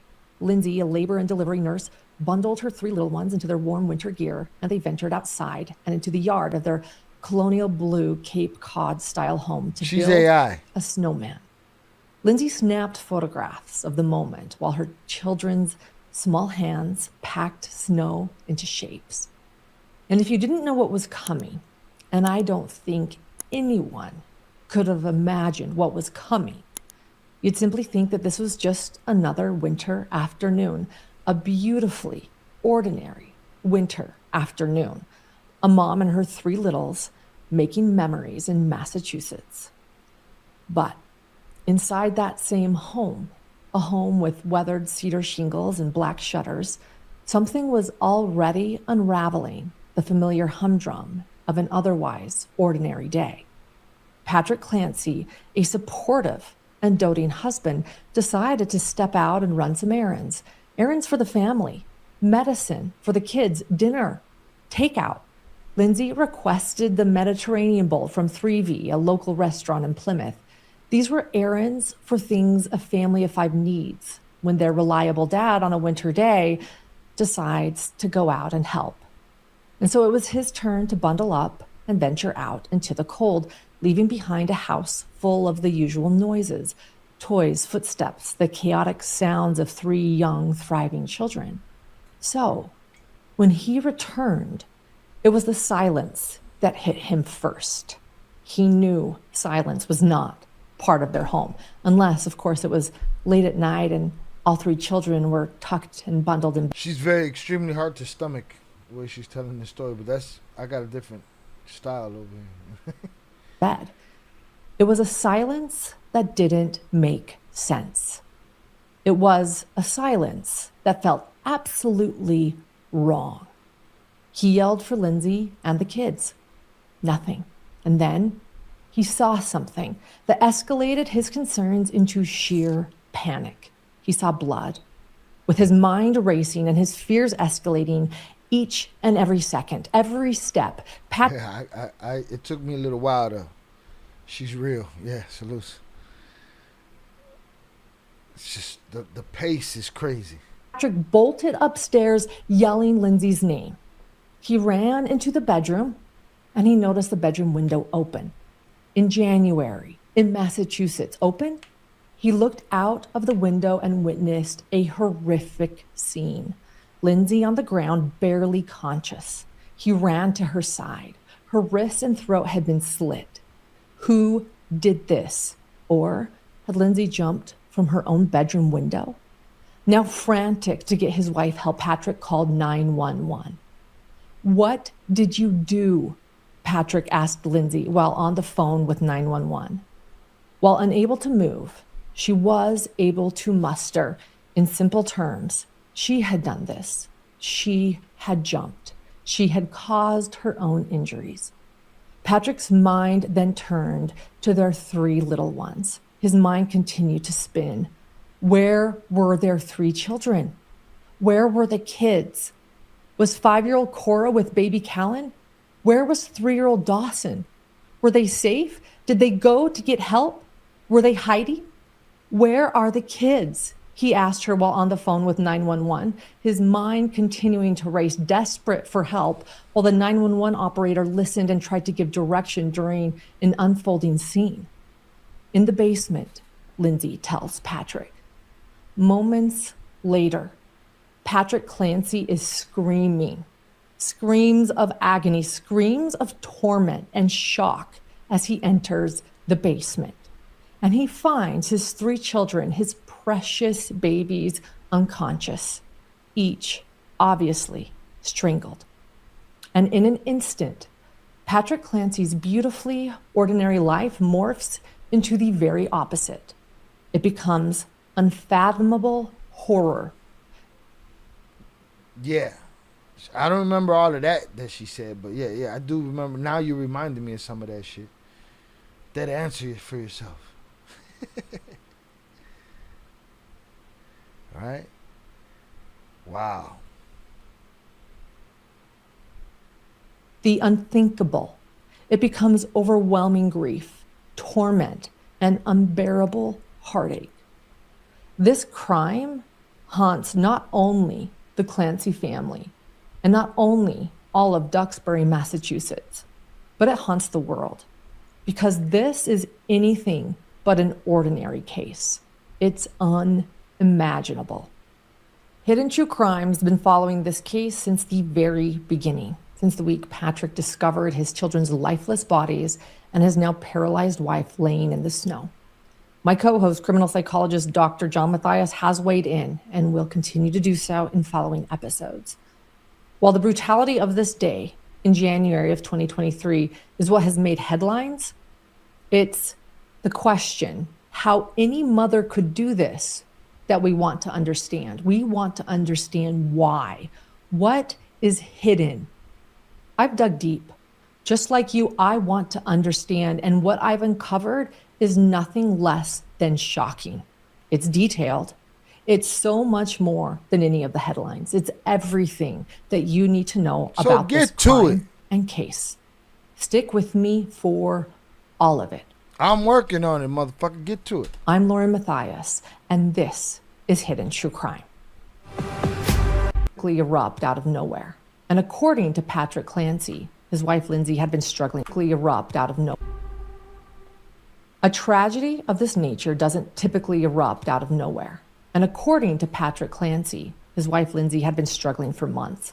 A spiraling, worsening mental illness that he says her entire mental health team and their treatment plan, not only did it not help his wife, Patrick claims it accelerated her absolute collapse. The state, the prosecution, believes that Lindsay planned the killings with intent and clarity, while the defense argues that she was in the grip of postpartum psychosis, a psychosis so severe that she isn't criminally responsible for her actions, killing her own children. These are two very different realities, extremely different interpretations. I thought the other side of it was where people were saying that he did this to her. Hold on. He says her struggling from erupt out of nowhere. A tragedy of this nature doesn't typically erupt out of nowhere. And according to Patrick Clancy, his wife Lindsay had been struggling for months. A spiraling, worsening mental illness that he says her entire mental health team and their treatment plan, not only did it not help his wife, Patrick claims it accelerated her absolute collapse. The state, the prosecution, believes that Lindsay planned the killings with intent and clarity, while the defense argues that she was in the grip of postpartum psychosis, a psychosis so severe that she isn't criminally responsible for her actions, killing her own children. These are two very... Neither one of those are the husband doing anything, so let's leave him out of it in the meantime, between time. You know what I'm saying? Yeah, I don't give a fuck if a dream told her, if God came down and told her. I don't give a fuck. Coño, Shy, relájate. What happened? I'm in a hurry? Tell her to hurry the fuck up? She gotta hurry the fuck up. I think you're a little bit behind too, man. Prepárate. Different realities, extremely different interpretations of this case. The only thing both sides agree on is the absolutely devastating outcome. And that question, whether Lindsay Clancy is a murderer or a mother lost in a catastrophic psychiatric break. I wouldn't give a fuck what she was lost in. I wouldn't give a fuck if she was lost in the fucking forest. Wouldn't give a fuck if she was lost in drug abuse. Wouldn't give a fuck. Wouldn't give a fuck. Sorry. If the husband had nothing to do with it, and this just is what it is, then it is what it is, mama. And you probably should have did a better job of sending yourself to the upper room, because now you're facing this trial.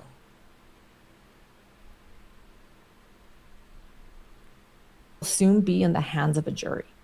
And before we even cover every moment of the trial, every witness, every expert, every piece of evidence here at Hidden True Crime, we are going to do what we always do and walk through this case from the very beginning. Get to that shit already. With Lindsay Salutes, and Patrick, I appreciate you. and I the love Clancy to be family. here and break down your breakdown. Pero coño, man. No mommy's wait. We've been waiting a long time. If she cared about the kids, you see her crying in court. She seemed like a psychopath. Listen, I ain't seen none of it. We in there now, though. I just heard, oh, it might have been the husband, and then I saw these women supporting this bullshit, and it's like, we're going to talk about it, though. This case is definitely fucked up. She was in a mental facility.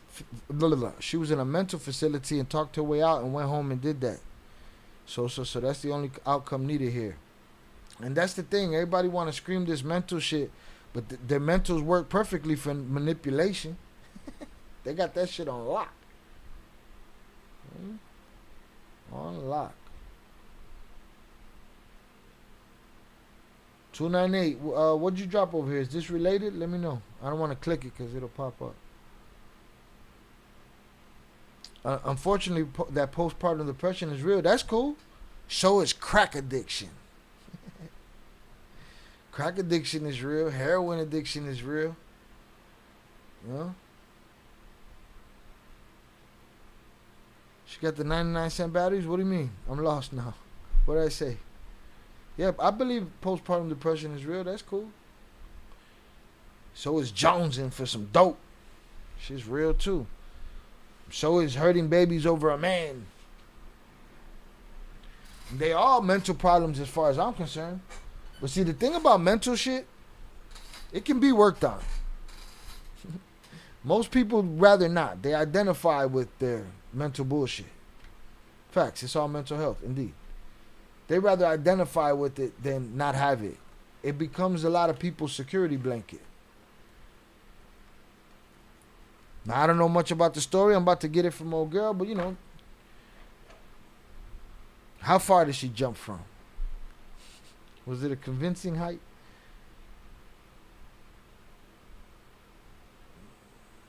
She knew what she was doing when she did it. If she could talk herself out of a, hospital, she could do that. I had heard the times weren't adding up of when the husband said he was out and when she did that. So what? In a sense that it make the husband look funny? Conflicting times? Let's see what old girl gonna tell us. All right? Zoraida and Velez want me to be patient with her. I'm gonna be patient with her. Let's see. Tuna Nate, should I be patient with her? Fuck. Lindsay Marie Musgrove was born on August 11th, 1990 Who cares? to Paula and Mike Musgrove. We do not She care. grew up on this quiet little street off Pond Hill Road in Wallingford, Connecticut, alongside her sister Allison. We do From not early care. on, Lindsay was one of those kids who just excelled. She was the student teachers remembered for all the right reasons. She graduated from Lyman Hall High School, then went on to attend Quinnipiac University, where she earned her biology degree. People who knew her back then said she had determination. Like, she already knew that her life was going to revolve around helping people. We do not care. After graduation, she pushed herself even harder, completing an accelerated nursing program at Massachusetts General Hospital. That program is intense. It's demanding and it's fast, but somewhere in the middle of all that studying and growing up, she met Patrick Clancy, a friend who knew his sister introduced the pair, and they fell madly in love. They wanted the same things, a partnership. Shout out Miguel Lopez. I'm here. I made it. Salute. Blessed to everyone. Salute to Miguel Lopez. Appreciate you, sir. Thank you for being here. Just want to let you know, tomorrow night, 8 p.m., we'll be right here doing hood rat stuff with our friends. But I wanted to do hood rat stuff with my friends. And celebrating the hashtag king, the people's champ, Mr. Nice Watch, JP's birthday. So if you could join us tomorrow night, we'd appreciate that. We're going to be hanging out, chilling. JP's going to have the wheel. And we'll be doing whatever. We'll see.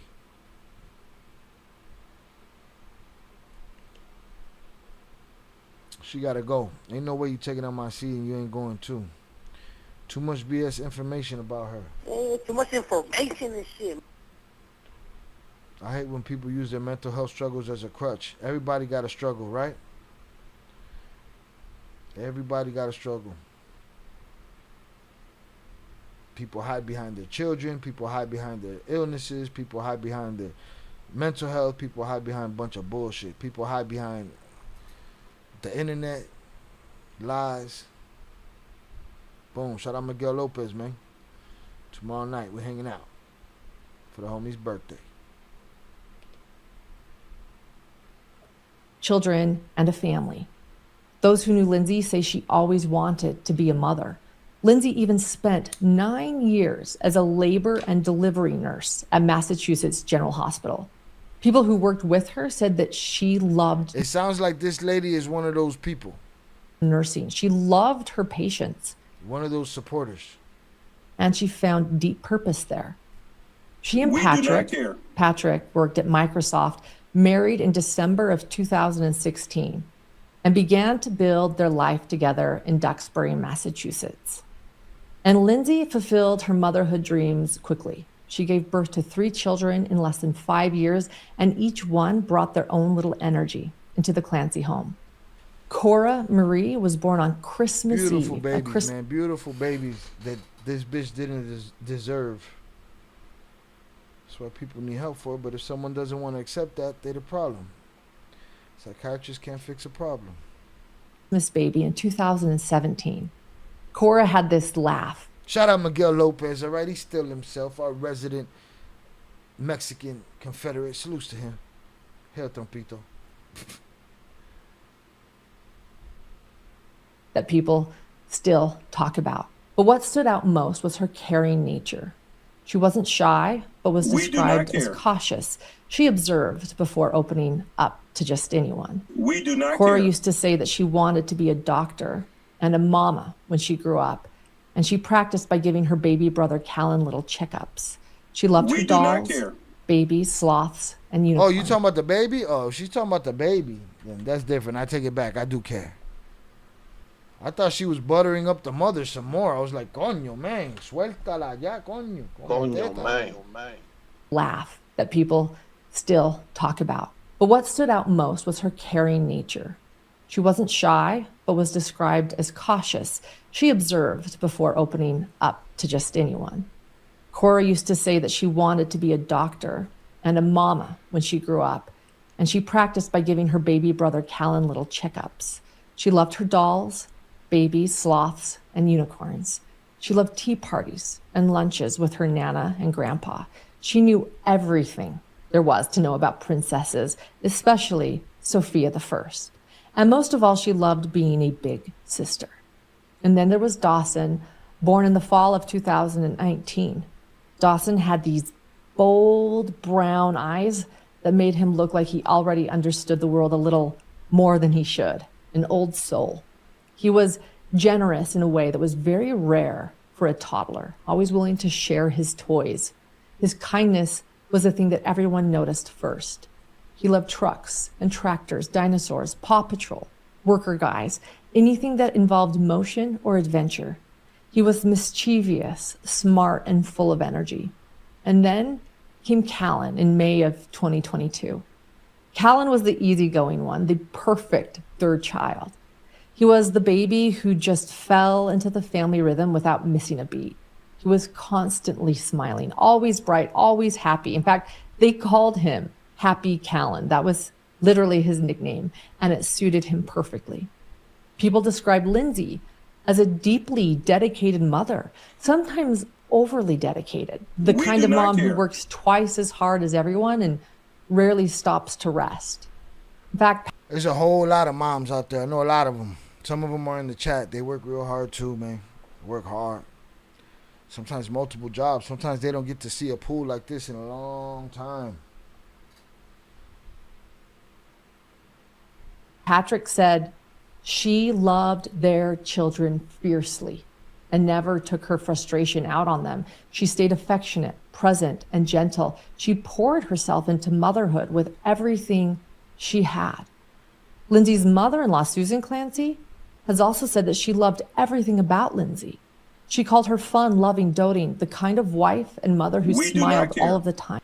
Mental health is definitely a real thing, but either work through it or you get worked. Fuck all them pills, smoke.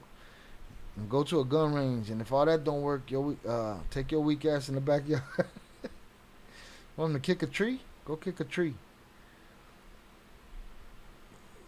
Okay, now you're doing too much. Yeah, that one I gotta Tubo come get me. But yeah, man, the babies had nothing to do with nothing.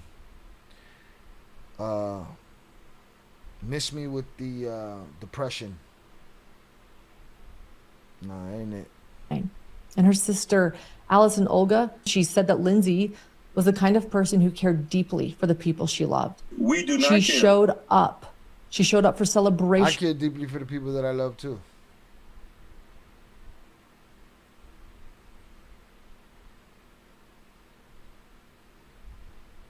They got to get it too, Johnny. Shout out Johnny Ortega. Side note, this content is better than Stupid Kung Fu Primo trying to convince the chat of his fantasy cartels. They got to get belt to ass whenever I feel like delivering it. Salutes. I appreciate it though. Hit that like button.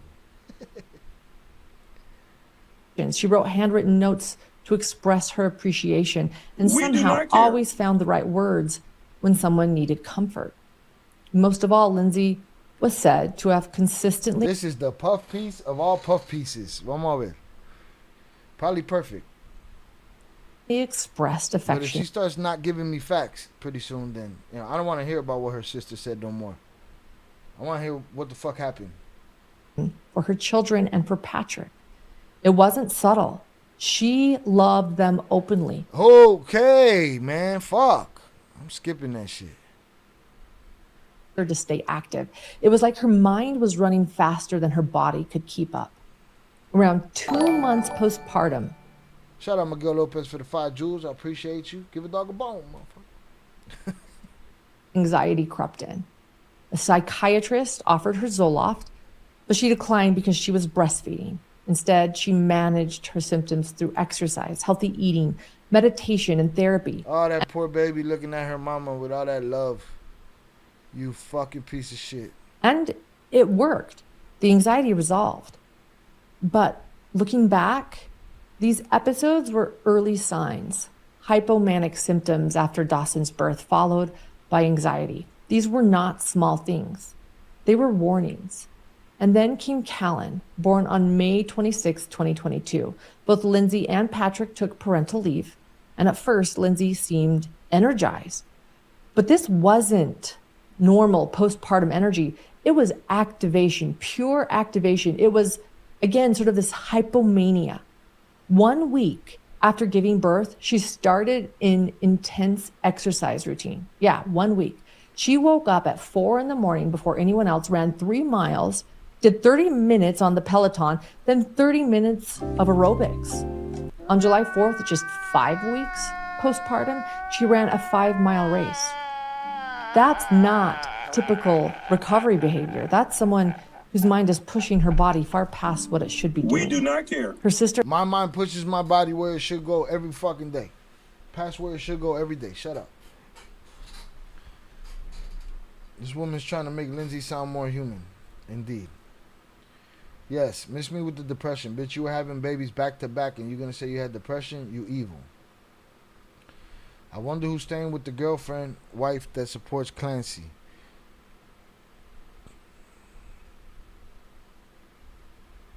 Explain that one to me, Sam. I wonder who's staying with their girlfriend or wife that supports Clancy. Oh, a lot of them. A lot of those suckers. Shout out JP. Coño, man. God damn. Coño, man.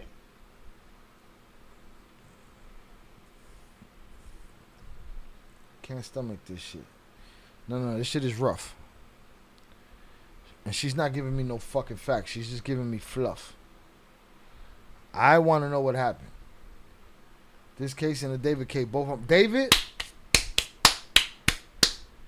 The upper room. And then you send him on a lightning bolt straight para el infierno.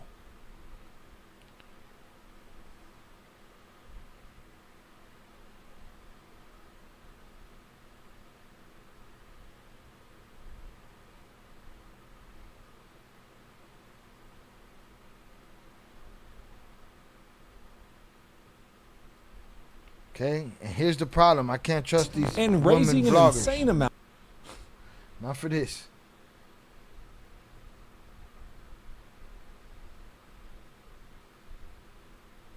Of money because in 2023. That's right. They raised her crazy GoFundMe, huh? What if I told you at this moment women on TikTok are angrily throwing ice cubes at their bathtubs,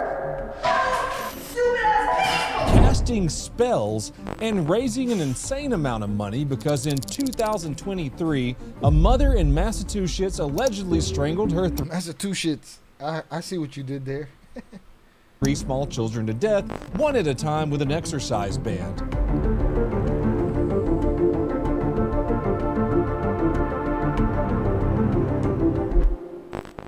That's a stupid fucking name. Crime is fun. I didn't make any of that up. All of those things are true. You see, 91% of my audience is male, and you mostly fine gentlemen and a couple of amazing ladies out there may have heard your wife, girlfriend, sister, mom, or whoever talk about the case of Lindsay Clancy.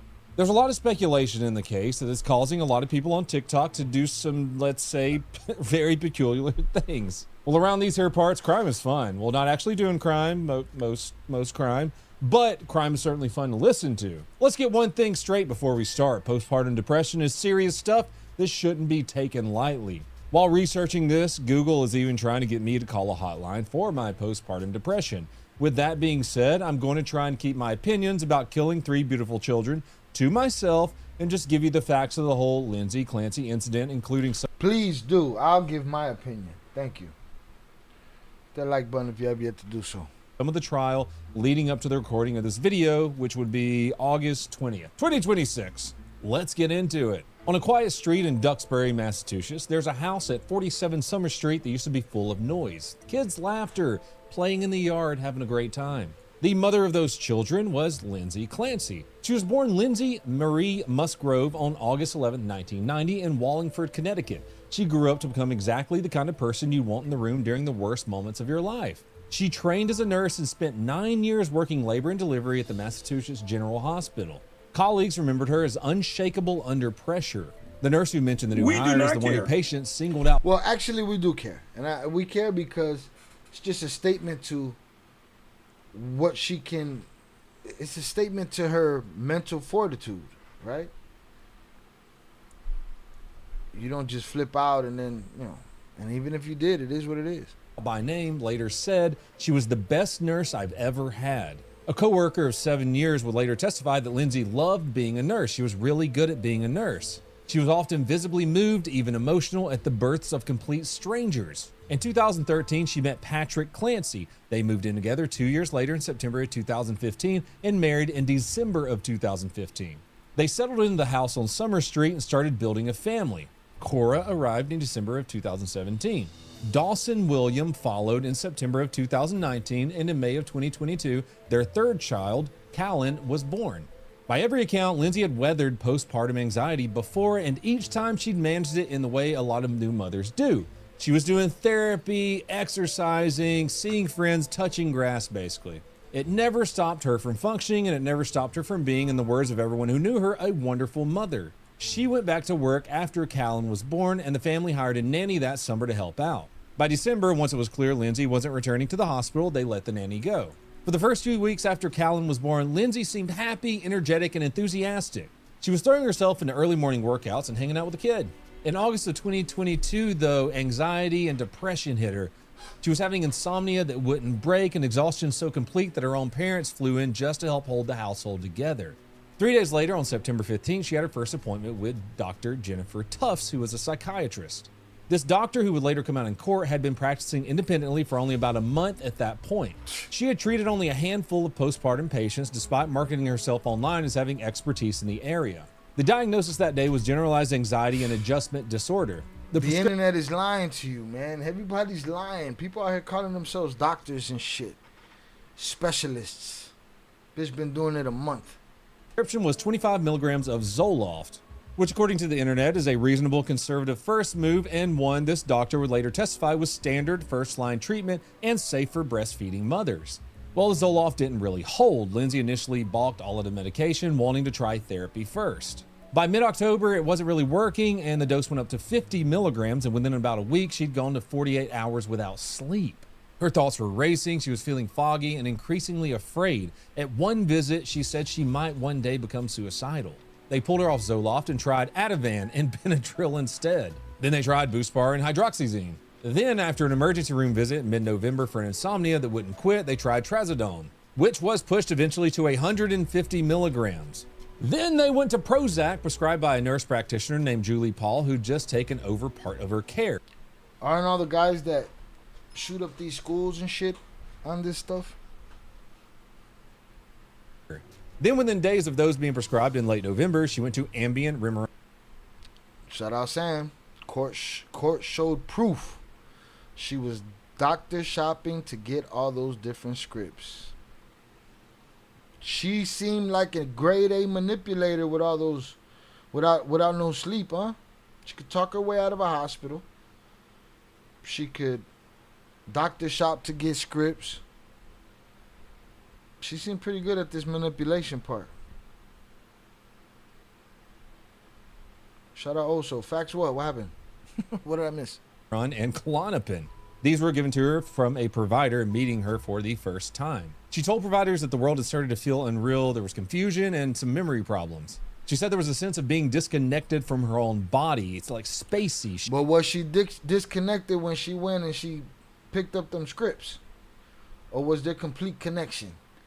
Was she connecting her way to the pharmacy on time? Or was it being delivered? Leaving crumbs for a crazy cop out? Which crumbs? Doctor shopping? Nah, it sound like a drug addict to me. She called it.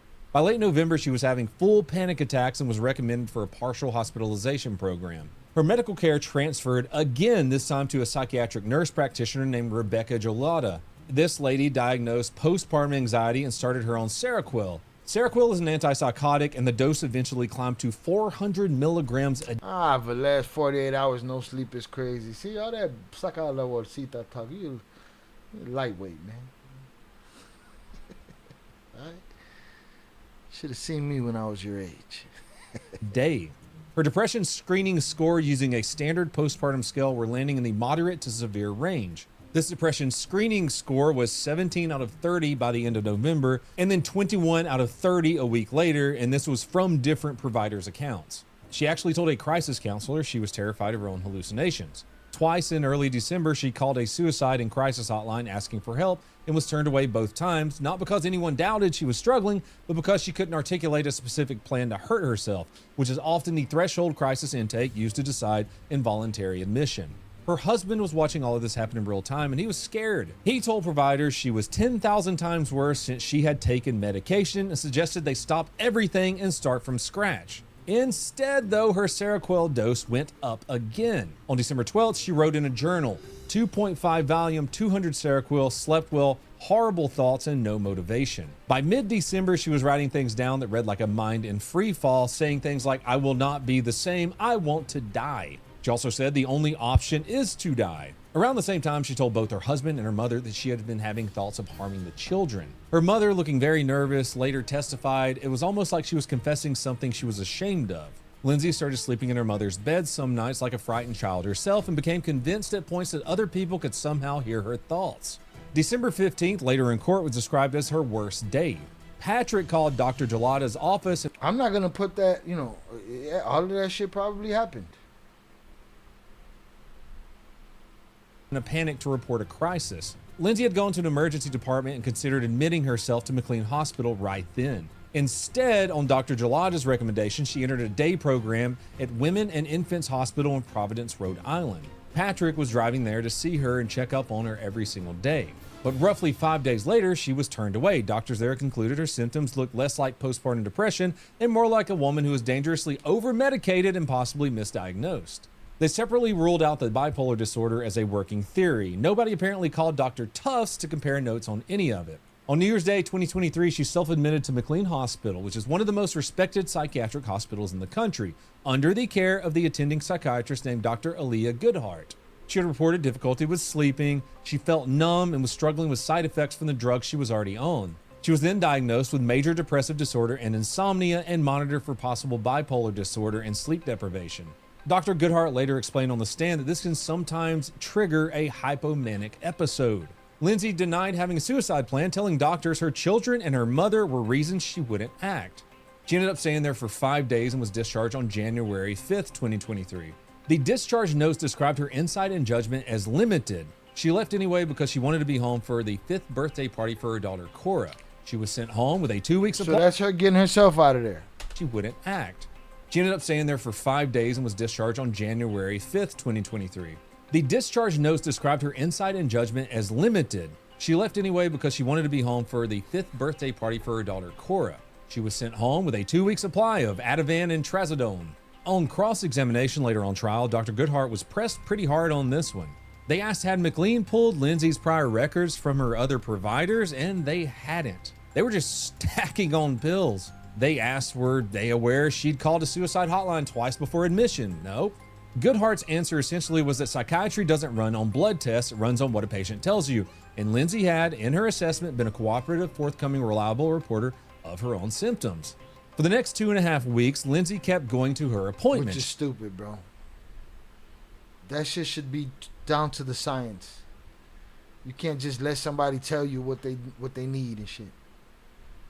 She kept telling her doctor she wasn't having thoughts of suicide or of hurting anyone. And she kept trying new medications, and on January 16th, she started amitriptyline and told Dr. Tufts that bonding with her infant son had felt forced. Around this same period, in a note on her phone, first written in late December and revised again days before the killing, she'd written, "Medication stole my motherhood and my life." Also in that note, she described the earlier Zoloft increase, saying, "I couldn't sleep a wink." She also described the period right after starting Ativan and Benadryl, said that's when everything started going downhill. Shout out, JP. I ain't never had children or anything, but I got more than 3 days straight no sleep, as many of you know, and this shit just wild as fuck to me, in my humble opinion. Bruh, like,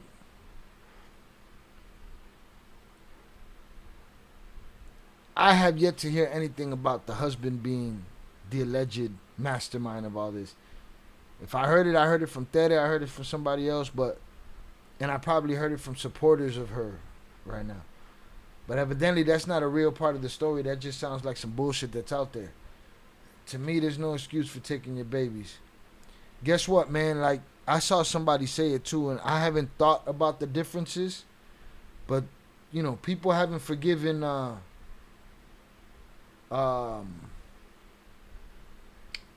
Wolverine. The wrestling Wolverine. The fuck was his name? Chris Benoit. Nobody, you know. Nobody gave a fuck if somebody was talking in his head. Nobody gave a fuck about his concussions. So, miss me with that shit. Fuck him, fuck her. January 23rd, the day before everything happened, the murders, she saw Dr. Tufts one final time. They said she was exhausted and barely able to get herself out of bed, and she was still denying every single time that she had any thoughts of hurting herself or her children. Her amitriptyline dose was raised again on the way to the door. By the end of it, across roughly 4 months, Lindsay Clancy had been prescribed 13 different psychiatric medications. If you ask me, these doctors got to be getting some kind of kickback, you know? Get off as many of these and you get a gift card. The internets are saying that about the husband. They screamed that the scream that the man let out on the 911 call was horrible. Nah, that's my problem with this. They'd much rather than be realists. In support of her, they much rather put the blame on somebody that didn't do it and lie. This is the type of shit we're dealing with. This is the people are standing, well, I support so-and-so, but you're willing to lie for it. And that's where you got me fucked up. Across more than 30 individual prescriptions. These were issued by a rotating cast of psychiatrists, nurse practitioners, emergency room doctors, and inpatient staff who, by nearly every account given at her criminal trial, were not coordinating with one another. Dr. Tufts alone... Yeah. Shout out Miguel Lopez. Unfortunately, she showed every sign that should have been taken more serious. The poor little babies. They should have got the babies the fuck out of there. They should have got her away from them babies. If she's self-admitting all this shit, get her the fuck out of there then.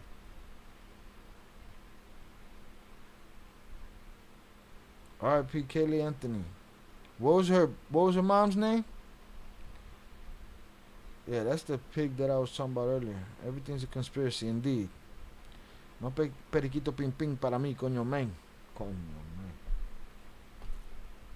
Coño man. Nearly half of those 30-something prescriptions. And the next day, Lindsay Clancy killed all 3 of her. And what were you doing? Where were you at? I don't blame you for doing it. But she wasn't fit. 30-something prescriptions. And the next day, she wasn't fit to be with these 3. Casey, yeah, that bitch. Tie this bitch to that bitch's wheelchair. Lindsay Clancy killed all 3 of her children. Let's go to that day, January 24th, 2023. It didn't look like the last normal day of anyone's life. It looked, by every account gathered afterward, a good day, maybe one of her best days in months. That morning, Lindsay took 5-year-old Cora to a routine pediatrician's visit. Dr. Lindsay Roshurst, a pediatrician who'd known the family since 2019, would later testify it was about as unremarkable an appointment as they come. She said Cora was well behaved and Lindsay engaged inappropriate, and the two of them discussing a stubborn stomachache that a children's laxative might fix. Normal kid stuff.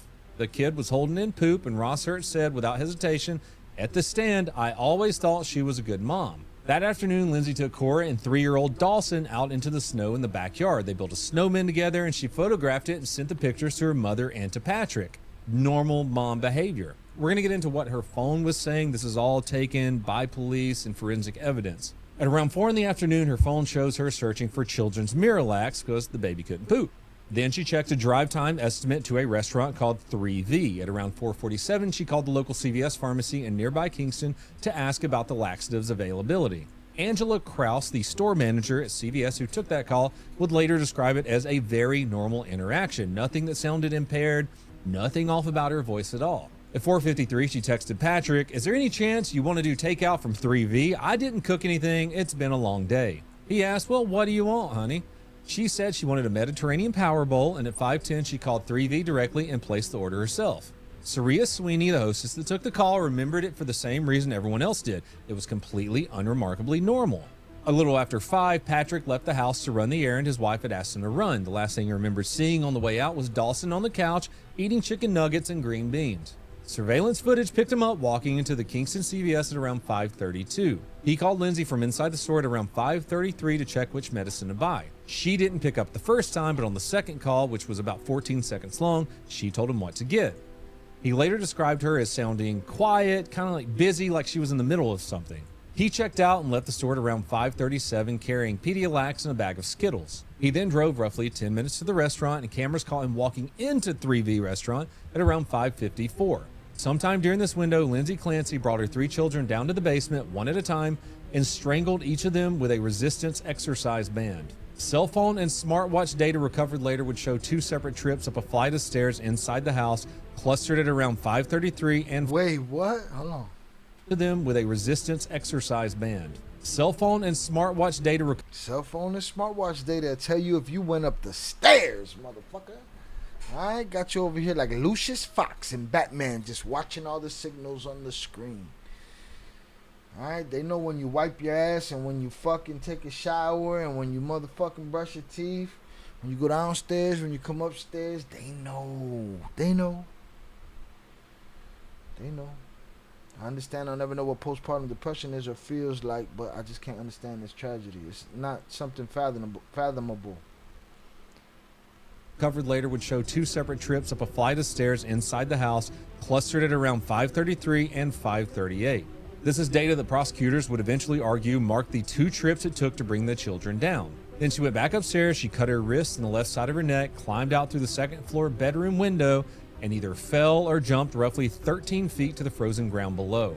Patrick then got home sometime between 6 and 6:09. Here's the thing, Patrick's alibi is fucking A1. There's cameras on his ass. They flocked him. What the fuck? When he got home, the house was quiet and felt wrong. He couldn't say exactly why. In his own words later, he said it was just eerily quiet. He went upstairs and found blood on the bedroom floor near an open window, and he called down towards the basement with no answer. He went outside and found his wife laying in the backyard and said, "What did you do?" She told him that she had tried to off herself. He called 911 at 6:11 p.m. after several agonizing minutes of spotty call service that delayed the call from connecting. The 911 recording, later played to the jury and never released to the public, runs somewhere between 6 and 7 minutes long. It captures his entire world ending in real time. You can hear him say, "Lindsay, what did you do? Where are the kids, Lindsay?" And her voice, barely coherent, said, "I tried to myself." He told the dispatcher his wife had later tried to commit suicide, describing her wound at one point as not really bleeding, as just an open wound. Then he said on the 911 call, "I've got to go check on my kids." And that's when the call changes completely. It's a father saying, "I need help in the basement right now. She killed the kids." He said it over and over with his voice breaking. "She killed the kids. Oh my God." Police arrived within roughly 7 to 10 minutes of the call. Officer Stephen Hall, who is an 11-year veteran of the Duxbury Police Force, found Lindsay on the ground on one side of the backyard. He stated she was in and out of consciousness with cuts on both wrists and the left side of her neck, none of them actively bleeding. He said she was able to make pained sounds but not to speak clearly. The officer heard Patrick screaming inside. He and Officer Brian Josephine ran through... Listen, man, it's crazy. They're crazy. They're postpartum depression. But they're surgical when it comes to everything else. Surgical when it comes to handling the day, sending her husband to get the food, sending him to get the fucking laxative. Surgical. Surgical about the timing. She wasn't surgical about landing on her neck. the kitchen towards the basement stairs, where they found the dad repeating, "I can't wake them up. I can't get them up." The basement they found him in the home doubled as a gym and home office for the dad. Around the same time, Fire Captain PJ Hussey, glancing through the basement window from outside, saw Patrick trying to pull an exercise band off of one of the children's necks. He immediately radioed every unit available, saying it turned very chaotic very quickly. Of the 3 children, I'm outside. Shorty might not make it to trial, bro. Allegedly. 8-month-old Callan still had a detectable pulse. It was very faint, but it was there. Cora was found face down with a band around her neck, and Dawson was found in Patrick's home office area, also with a band around his neck. Paramedics then carried all 3 children out to the ambulance. Jennifer Stratton, one paramedic, later described scooping the baby up in her arms and carrying him outside, and testified that he never regained a pulse in the field. Dawson wasn't breathing when he reached the ambulance, and firefighters performed CPR on him the entire ride.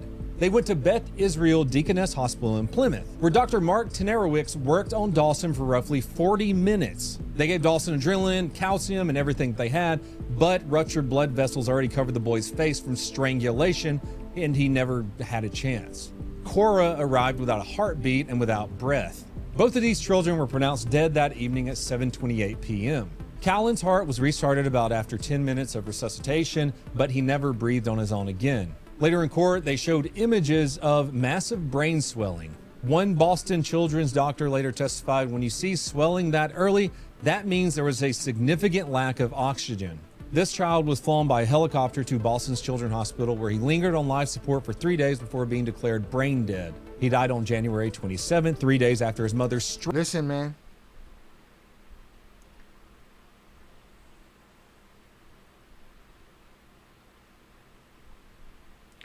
It took her a lot. It took work, physical exertion for her to do what she did to those babies.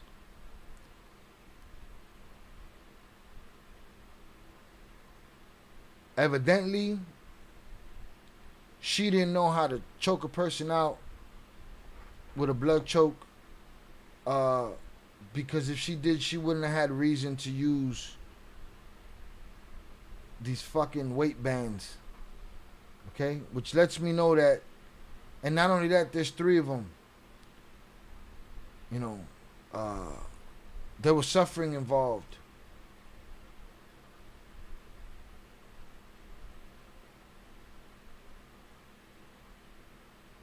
It's too much to fucking. She made these calls. She did all of these things. She answered the phone, quite possibly in the middle of the shit, for 14 seconds to tell him about the laxative.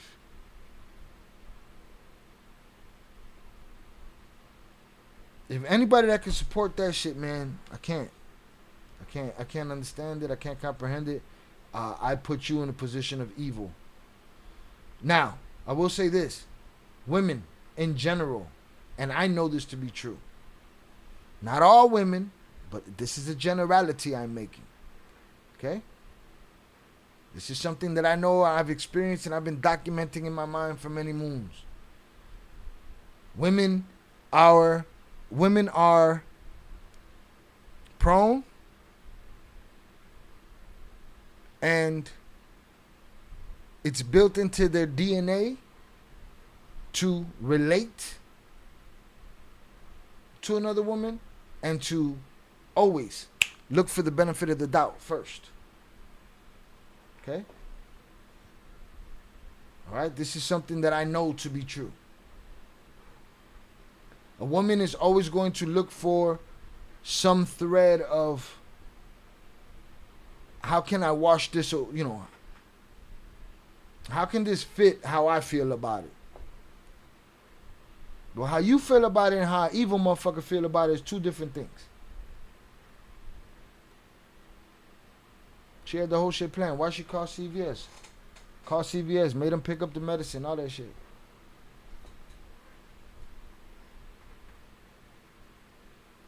She didn't make no food because she was too busy planning out this bullshit.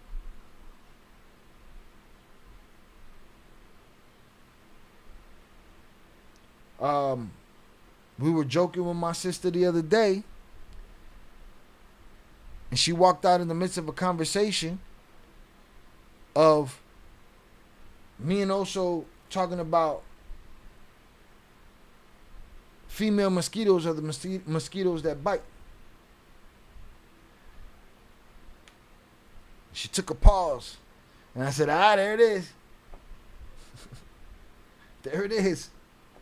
The natural woman instinct to find the reason why it's the women that the female mosquitoes that bite. So women are going to naturally give women the benefit of the doubt, if nothing more than for an instant. Okay? But I believe, as crazy as this story's gotten, I believe some of those women are paid. I believe a lot of this is just, and I don't believe in protests anymore. So, put it that way. And then I'm sure there's some women out there that want her to be so innocent that they fool themselves into a position where you can only lie to yourself so much. It's sad if the jury sees it. She said the voices stopped after she did that to those beautiful innocent babies. Then why she jump? That's why she jumped, because the voices stopped after she did it. Why you didn't tell him on the phone what you was doing? Huh? Why you didn't listen to that voice? Oh, No, mommy's weak. She's wildin'. Let's get it. Strangled him in the basement of their home. Per the state medical examiner, the official cause of death for all three children was asphyxiation due to strangulation, with Callan's death classified specifically as a complication of that asphyxia. So Lindsay, despite cutting herself and jumping out of a second-story window, didn't die that night. She came close, but what was left of her body when doctors finally stabilized her tells its own story. Her core temperature had dropped to somewhere around 82 degrees Fahrenheit, so a level of hypothermia doctors later called severe. She fractured her spine at both the cervical and thoracic level. The cervical injury was later described in court as a Jefferson fracture, which is a fracture of the topmost vertebrae, more commonly associated with a head-first landing. So a nosedive. Not head first enough. She should have got the Jefferson, the Jackson, all of that shit, man. Basically. She was eventually airlifted for more advanced care, and doctors placed a chest tube in her, gave her multiple blood transfusions, and at one point her heart stopped altogether, requiring chest compressions to bring her back. Forensic pathologists who reviewed her records later said that the wounds to her wrists and necks where she cut herself were superficial and not deep. They weren't life-threatening on their own, closer to what's clinically described as hesitation marks. Yeah. It's a pattern that is sometimes seen. Yeah, she was pussy. And even when she jumped, she tucked and rolled a little bit. She thought of herself. She just didn't think of them babies. You're not going to convince me otherwise. Oh, depression. Listen, man. Some point of the day, week, everybody got a problem.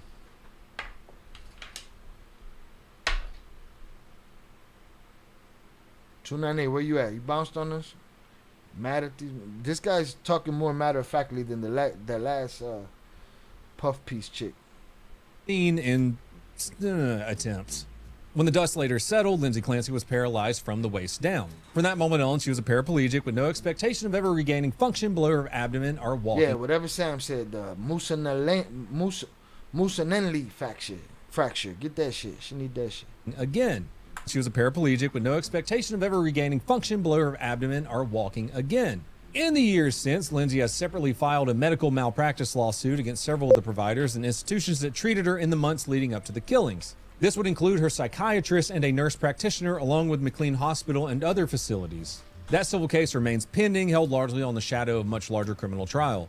That is, though, a part of the same underlying argument Lindsay's defense would spend years building for the trial that's happening right now. That defense was a woman walked into a psychiatrist's office in September 2022, anxious but functional, but 4 months and 13 medications later, she was unrecognizable even to herself. She was arraigned 2 weeks later on February 7, 2023. Right away, she pled not guilty, and a prosecutor stood up and told the court she planned these murders, gave herself the time and privacy to commit these murders, and then strangled each child in the place where they should have felt the safest, at home with their mother. Did he say she sued everybody, all her doctors? How long? Other facilities. That civil case remains pending. And in the years since, Lindsay has separately ever regaining function below her abdomen are simply described as hesitation marks. It's a pattern that is sometimes seen in attempts. When the dust later settled, Lindsay Clancy was paralyzed from the waist down. From that moment on, she was a paraplegic with no expectation of ever regaining function below her abdomen or walking again. In the years since, Lindsay has separately filed a medical malpractice lawsuit against several of the providers and institutions that treated her in the months leading up to the killings. This would include her psychiatrist and a nurse practitioner, along with McLean Hospital and other facilities. That civil case remains pending, held largely on the shadow of a much larger criminal trial. That is, though, a part of the same underlying argument. Lindsay's defense was... Sorry, I missed it. The guy keeps zoning out. I'm thinking about all the different fractures she should have. Later settled, Lindsay Clancy was paralyzed from... Forensic pathologists who reviewed her records later said that the wounds to her wrist and necks, where she cut herself, described as hesitation marks. It's a settled. Lindsay Clancy was paralyzed from the waist down. From that moment on, she was a paraplegic with no expectation of ever regaining function below her abdomen or walking again. In the years since, Lindsay has separately filed a medical malpractice lawsuit against several of the providers and institutions that treated her in the months leading up to the killings. This would include her psychiatrist and a nurse practitioner, along with McLean Hospital and other facilities. She sounds sane than a motherfucker to be suing people, huh? Sane as a bitch. Oh, the Mussolini fracture. Okay. Fucked me all up right there, Sam. Made me look crazy. The fuck is a Mussolini? She sound real chill. She's lawsuits for everybody. You get a lawsuit. You get a lawsuit.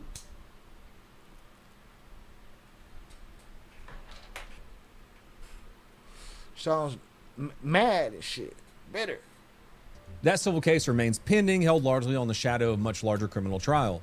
That is, though, a part of the same underlying argument Lindsay's defense would spend years building for the trial that's happening right now. That defense was a woman walked into a psychiatrist's office in September 2022, anxious but functional, but 4 months and 13 medications later, she was unrecognizable even to herself. She was arraigned 2 weeks later on February. The government should go after everyone who took part in this story, from psychiatrists, nurses, insurance, hospitals, pharmacies, and medication companies if possible, not the so-called mother. So she don't got no responsibility? I think she should catch it too. What you mean? You don't think so? Shout out Sam auto-correcting me. Too many red flags. Indeed, I believe what you're saying. I agree with what you're saying about everybody else. But the mother don't get it too?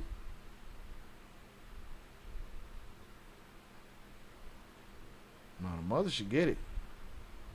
2023, right into her functional, but woman walked into a psychiatrist's office in September 2022, anxious but functional, but 4 months and 13 medications later, she was unrecognizable even to herself.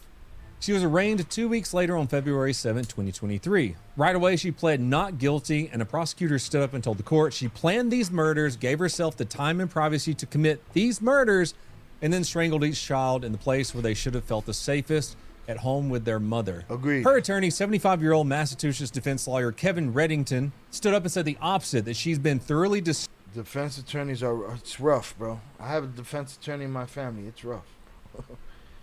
I think they should go after pharma companies when they have mass shootings too. Most of them are on too many pills. Yeah, all the pills she was on. Destroyed by more than a dozen psychiatric medications, and that it was clearly a product of mental illness. He said Lindsay Clancy, whatever she had done, loved her children. He then would spend the next 3.5 years building that argument, one hearing at a time. What followed was more than 3 years of hospital transfers, competency evaluations, and legal maneuvering, most of it happening far from public view. It was one procedural fight bleeding into the next.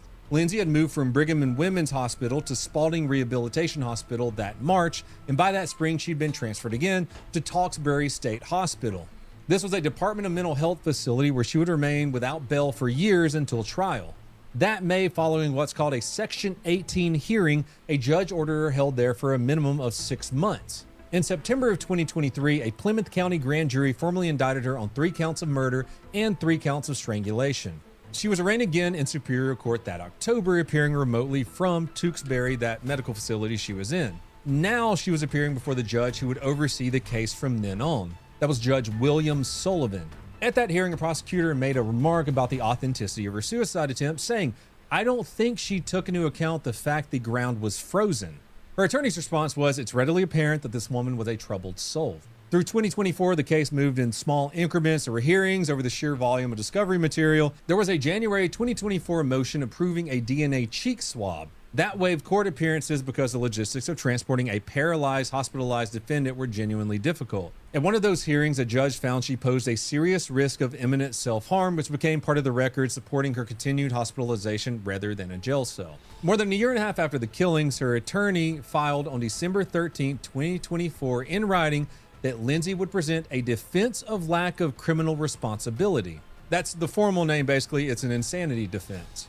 This defense doesn't dispute that she did it. It concedes the act and argues instead that her mental state at that moment made her legally incapable of understanding right from wrong, or incapable of controlling her actions, even if she did understand. You've all seen court shows. If the jury accepts it, then she doesn't go to prison. She'll be committed to a psychiatric hospital indefinitely, subject to periodic safety review, rather than going to prison. That filing set off a bunch of fights that would eat up most of the following year and a half. There was a fight over how the government's own psychiatric experts would be allowed to evaluate her. Things like whether their standardized testing sessions could be recorded, whether the defense could at least watch the live feed, all tangled up in copyright concerns over proprietary test materials. At the same time, there was a separate legal battle with the New Yorker magazine.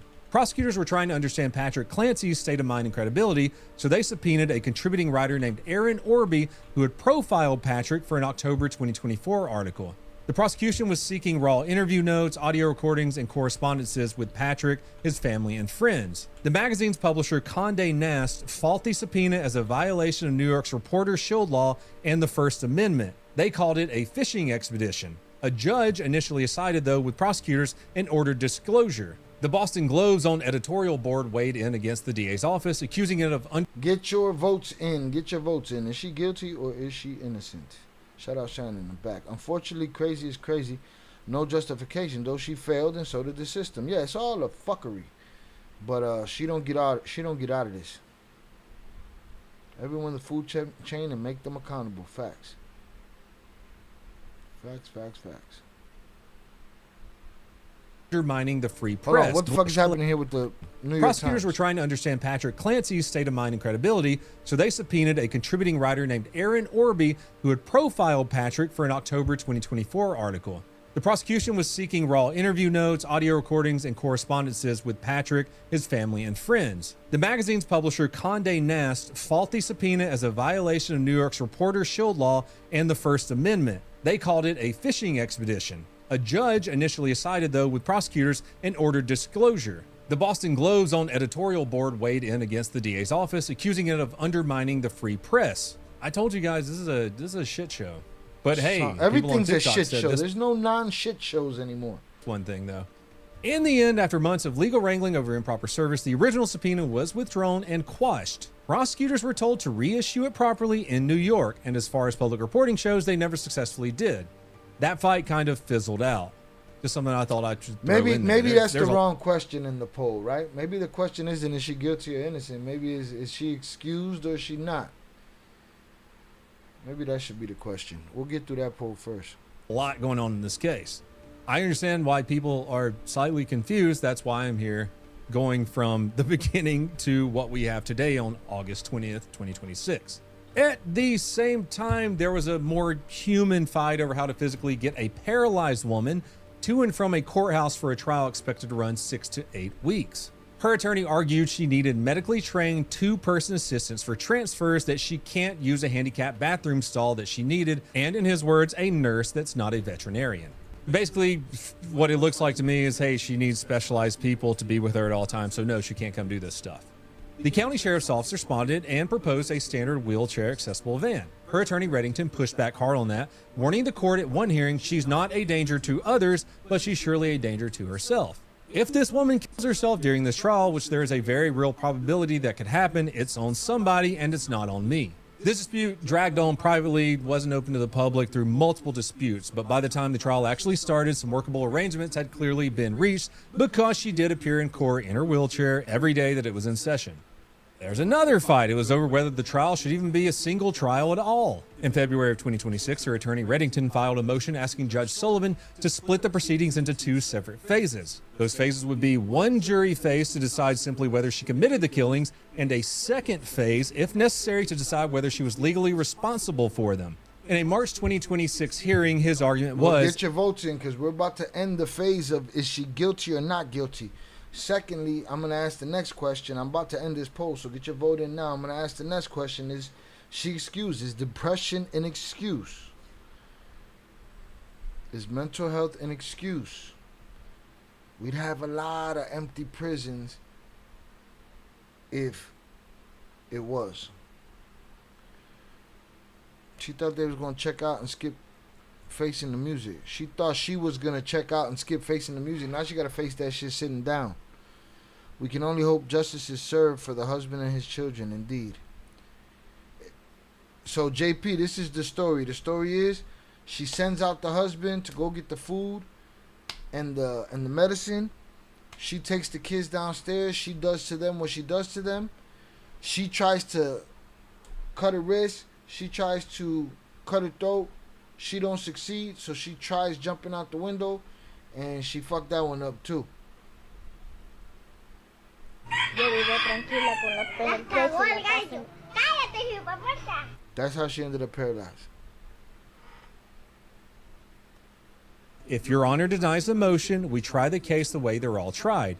Then I have an obligation to present evidence consistent with a lack of criminal responsibility, and that will obviously implicate criminal liability. Prosecutors countered that there's no constitutional right to split a trial, that the two phases would be nearly identical in substance, and that such motions are almost always denied. At the end of March 2026, Judge Sullivan agreed with the prosecution. His ruling was the two issues were overlapping and didn't require separating, that splitting the evidence cleanly between two phases would be nearly impossible, and a single trial was the most efficient and least confusing way to present the case to a jury.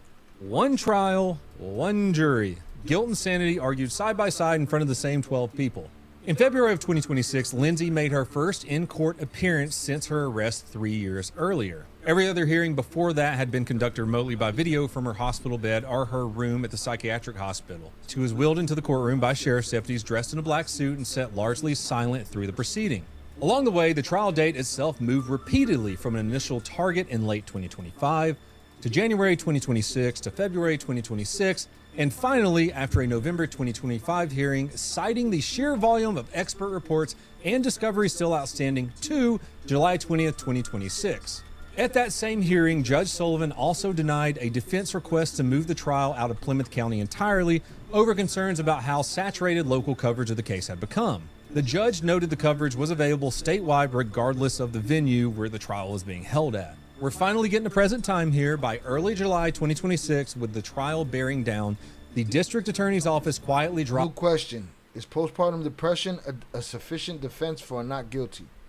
The 3 strangulation charges, not really as an act of mercy, but because, as a spokesperson put it, the murders of the 3 Clancy... And JP, and then when the dude got there, he asked her, what the fuck? She said, I tried to take myself out. And he didn't know about the babies.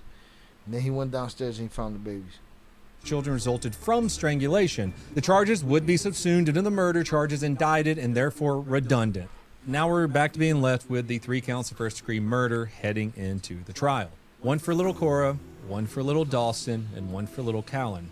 Jury selection took roughly 4 days in late July. By multiple accounts, it was an unusually emotional process with a handful of prospective jurors reduced to tears during questioning. Some of them even asked to be excused on the spot, with 2 of the 18 people initially seated being replaced at the last minute. Lindsay herself sat in the witness box during parts of the jury questioning so she could hear. In the end, 18 jurors were seated, 12 who would deliberate, with 6 alternatives, 12 women and 6 men.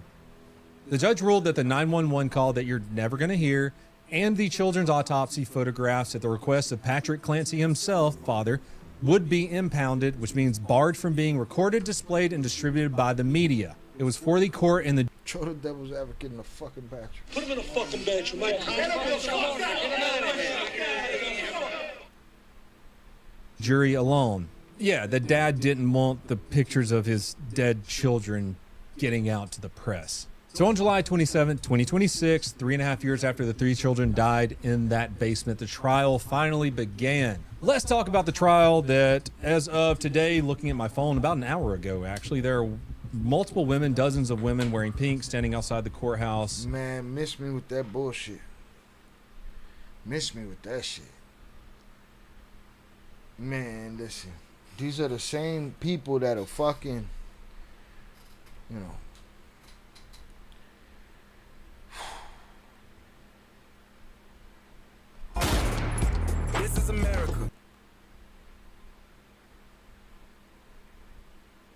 Yeah, that's it right there. Now, does anybody know if I think one of y'all said the phone calls out there, the 911 calls out there? This shit is ridiculous, man. Everybody looking for a fucking cause.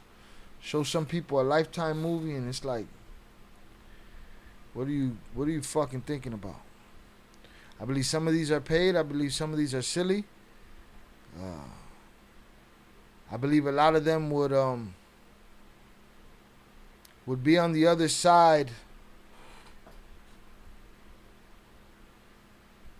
if they're willing to lie to themselves. It's like, if you're willing to lie to yourself, then I don't know what to tell you. Holding up little heart. I thought the father having something to do with it was gonna be an angle. Psh, none of that. I ain't even heard him cheat on her. Did he cheat on her? Coño, man. Sound like they had an amazing life. And providing their support for Lindsay. Some of them are even holding their children. Let's get to the trial. None of them people take them babies into account. Over the opening statement, Assistant District Attorney Shannon Buckingham didn't waste time softening any of it. She called Lindsay Clancy controlling, meticulous, and manipulative, and laid out the state's theory in plain terms. That Lindsay had deliberately engineered her husband's absence that evening, meaning the CVS run, the takeout dinner, all of it timed and requested by her specifically to buy herself more time and privacy to kill her children before staging her own attempt to follow. Lindsay's attorney Reddington opened with a very different defense. He said, normally I'd thank you to the jury, and said, but in this case, God bless you. He didn't dispute what happened in that basement. He never would throughout the entire trial. A few days into the trial, the defense formally stipulated to most of the physical facts of the killings, specifically to avoid dragging dozens of redundant chain of custody witnesses throughout the courtroom. What he disputed from the opening was why. He argued there was no motive, no history of harming her children, nothing in this woman's life before that afternoon except a mother being consumed slowly and then all at once by a chemical and psychiatric collapse that the people treating her kept missing, minimizing, or catching too late. Patrick Clancy, dad, took the stand first, and his testimony ran through the second day of trial. He described watching his wife disappear into her illness that autumn. He said, in rough shape, she wasn't talking much, she had low energy and was really depressed. He said the December medication changes were where her big spiral started. He described her disclosing thoughts of her. Could he have Baker acted her at any point in that? Was there any missed opportunity there? Is that Baker Act does not work where they at? Where the fuck were they? They were in Massachusetts. She needed to be put up somewhere. Calling my mama. Mama, I'm bringing them babies home. The children and asking her in that moment whether she thought she needed to be kept away from them. She said no. He said the next minute she was making them lunch or putting them to bed. During the trial, he said more than once without hesitation that he never once saw her hurt them, not even a flicker of it right up until the day it happened. He pointed to the signs he'd taken as real improvement in the weeks before. There was a family trip to the Museum of Science on January 8th. There was a stay at Cape Cod Resort on January 15th where her mood seemed noticeably better. There was a ski day on January 16th where he felt comfortable enough to leave the younger two alone with her while he was on the slopes with Cora. He testified on the day itself she was having one of her best days. During cross-examination, the defense attorney Reddington pressed him gently on the medication question, saying, he sounds like a present father. He sounds like he's there. He sounds like he's handling his business. Did he watch her take every single pill? He stated, I was not standing next to her every time she took pills. Prosecutors, for their part, entered photographs of prescription bottles showing large quantities dispensed, but comparatively few pills actually missing. It was evidence they used to argue she hadn't been taking her medication as consistently as the defense would suggest. And then, of course, there was the surveillance footage. It showed the CVS timestamps, the restaurant timestamps of Patrick going in there, the drive times mapped down to the second. It corroborated everything Patrick had said about where he was and when during... Bro, you know how much stupid shit I heard on the internet just out of my peripheral with this story just bombarding the internet? I even heard that they said that he tried to slam... See, the marks on her neck are consistent with him slamming the fucking window on her neck. Like, what are we doing here? No, mommy's weak. The internet is dangerous, bro. It's dangerous. The stranglings. On day 2 came the 911 call itself, played for the jury and no one else. Lindsay turned her face to the courtroom wall and sobbed audibly through the entire recording. Reports state that several jurors were visibly shaken by that 911 call also. Patrick asked to step outside before it played, and the judge warned the jury beforehand that whatever they were about to feel, they had to set it aside from the evidence itself. On day 3, they brought in the first responders. That would be the paramedics, the officers, the fire captain that was there. They described in devastating detail exactly what they found in that basement and the backyard. Day 4 sent the jury out to the actual house on Summer Street in small groups to see the scene before themselves. They went through the bedroom, they saw the window she jumped out of, and the basement where the children were killed, before returning to hear emergency room doctors described, almost by beat, the 40 minutes spent trying and failing to save Dawson, and then the 10 minutes it took to restart Callan's heart before realizing his brain had already gone still. On day 5, they brought in her private journal entries. These were read aloud by both sides for very different purposes. Prosecutors read the journal entries as evidence of intent rather than illness. Entries like, "I feel like I'm drowning every day," or "I want to die." The defense read entries emphasizing the same crisis but from an opposite angle. Entries like, Then do what you gotta do, man. Let them babies live. Shout out JP. I definitely don't think postpartum depression is enough for not guilty. Once again, I'll never be a mother and understand how that feels, but plenty of women go through it and don't do this. Indeed, salutes to them. These are the people that the government need to do a conservatorship on, and not disabled people or veterans. That's the new orange. That's the new one Orange Man is on. These are the people that the government need to do the conservatorship on, and not disabled people or veterans. Yeah, something had to be done. Them babies were in danger. No appetite. I don't know what's wrong with me. I have crazy brain fog. I feel completely disconnected from my baby. On day 6, the forensic evidence was introduced to the court. Forensics like the bloodstain pattern analysis walking the jury through the smears found on the bedroom windowsill and the exterior siding beneath it, debating openly in court whether the pattern was consistent with a straightforward fall. On cross-examination, the defense attorney Reddington raised the argument that a controlled hand-over-hand climb down the exterior would have left a continuous smear the entire way down the siding, rather than the isolated contact points investigators actually found. The toxicology reports came back clean of everything except her own prescribed medication. So that's a lot of that. That's the new one, Orange Man's to-do list. That if a person's receiving Social Security cannot work, he plans on requiring receiving Social Security to work certain amount of hours. Wow. That old lazy fuck. Toxicology came back. There was no alcohol, there was no illicit drugs, and nothing at all in either children's systems. A state trooper testified that 4 pill bottles were recovered from the kitchen the night of the killings, and that 9 more described as discontinued prescriptions were handed over by Patrick's attorney nearly 2 weeks later. On day 7, the defense brought in a toxicology expert who testified that her medication levels were consistent with therapeutic prescribed doses rather than anything approaching a dangerous or suicidal concentration. They said that blood levels alone without clinical context don't tell the entire story. On the same day, the family's former nanny also testified, saying Lindsay was a wonderful mom who loved her kids and was very concerned with their safety.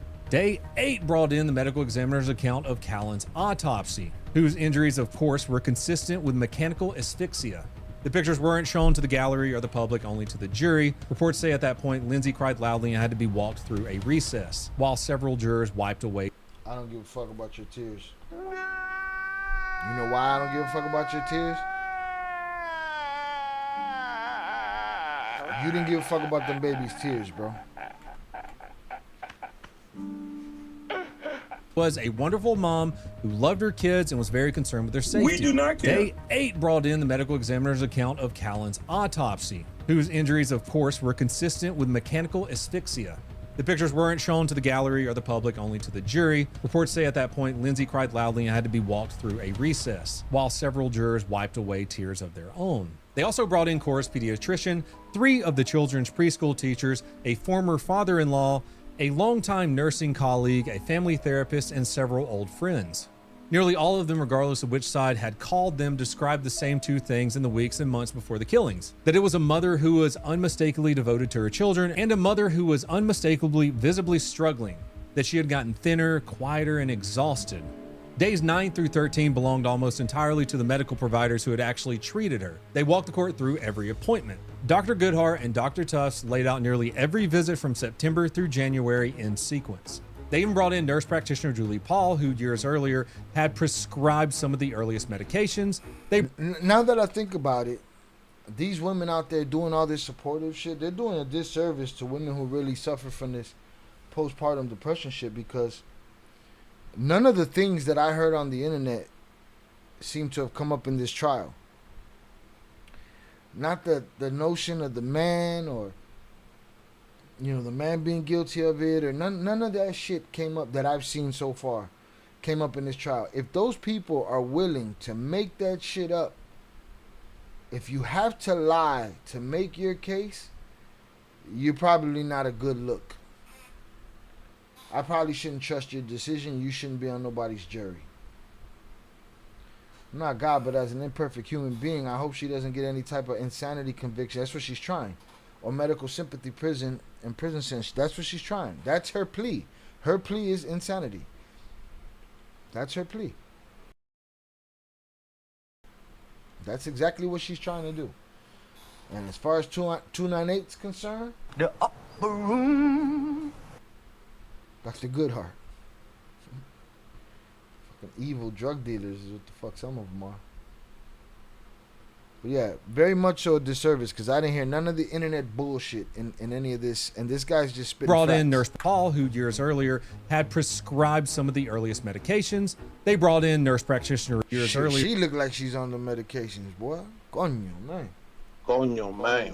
Had prescribed some of the earliest medications. They brought in nurse practitioner Rebecca Gelada, who had pushed the Seroquel dose highest of anyone, and who testified that Lindsay never indicated she had a plan to hurt herself or her children at any point in their work together. Nearly every one of them, though, under cross-examination, was forced to admit a gap. They had never been communicating with each other. None of them had ever requested a record from each other. There had never been a HIPAA release signed. None of these people who prescribed this medication were treating her never talked to each other. During this time, a mountain of digital evidence was produced to the court, too. There was a state police cybercrime investigator who traced a suicidal method website access on the household laptop back to August 23rd of 2022, months before the killing. There was a cell phone forensics expert who cataloged each other. There had never been a HIPAA release signed. None of these people hurt herself or her children at any point in their work together. Nearly every one of them, though, under cross-examination, was forced to admit a gap. They had never been communicating with each other. None of them had ever requested a record from each other. There had never been a HIPAA release signed. None of these people who prescribed this medication were treating her never talked to each other.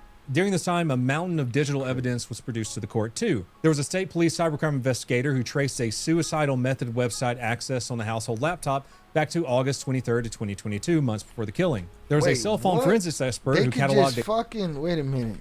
Or talk to each other. During this time, a mountain of digital evidence was produced to the court, too. There was a state police cybercrime investigator who traced a suicidal method website access on the household laptop back to August 23rd of 2022. Oh, okay, this is after the fact. I thought they was on it and flagged it. Like, what?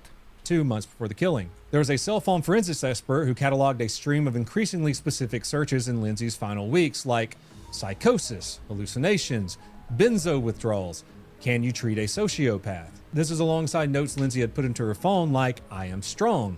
I will overcome postpartum anxiety. I'm waiting for the day I wake up feeling like me. The prosecutor's case ended on day 14 after calling roughly 70 witnesses across 13 days on trial. Its final witness was a digital forensics expert who walked the jury through Apple Watch data. This data was heart rate elevated through the afternoon of January 24th, then 2 separate flights of stairs climbed within a 5-minute window around 5:33 and 5:38 p.m., along with phone searches from days earlier reading ketamine for suicidal ideation and symptoms of postpartum psychosis. Prosecutors used that data to argue their central theory outright that Lindsay had planned that evening to take her own life and had decided in that same window to take her children with her rather than leave them. She thought she was going to skate.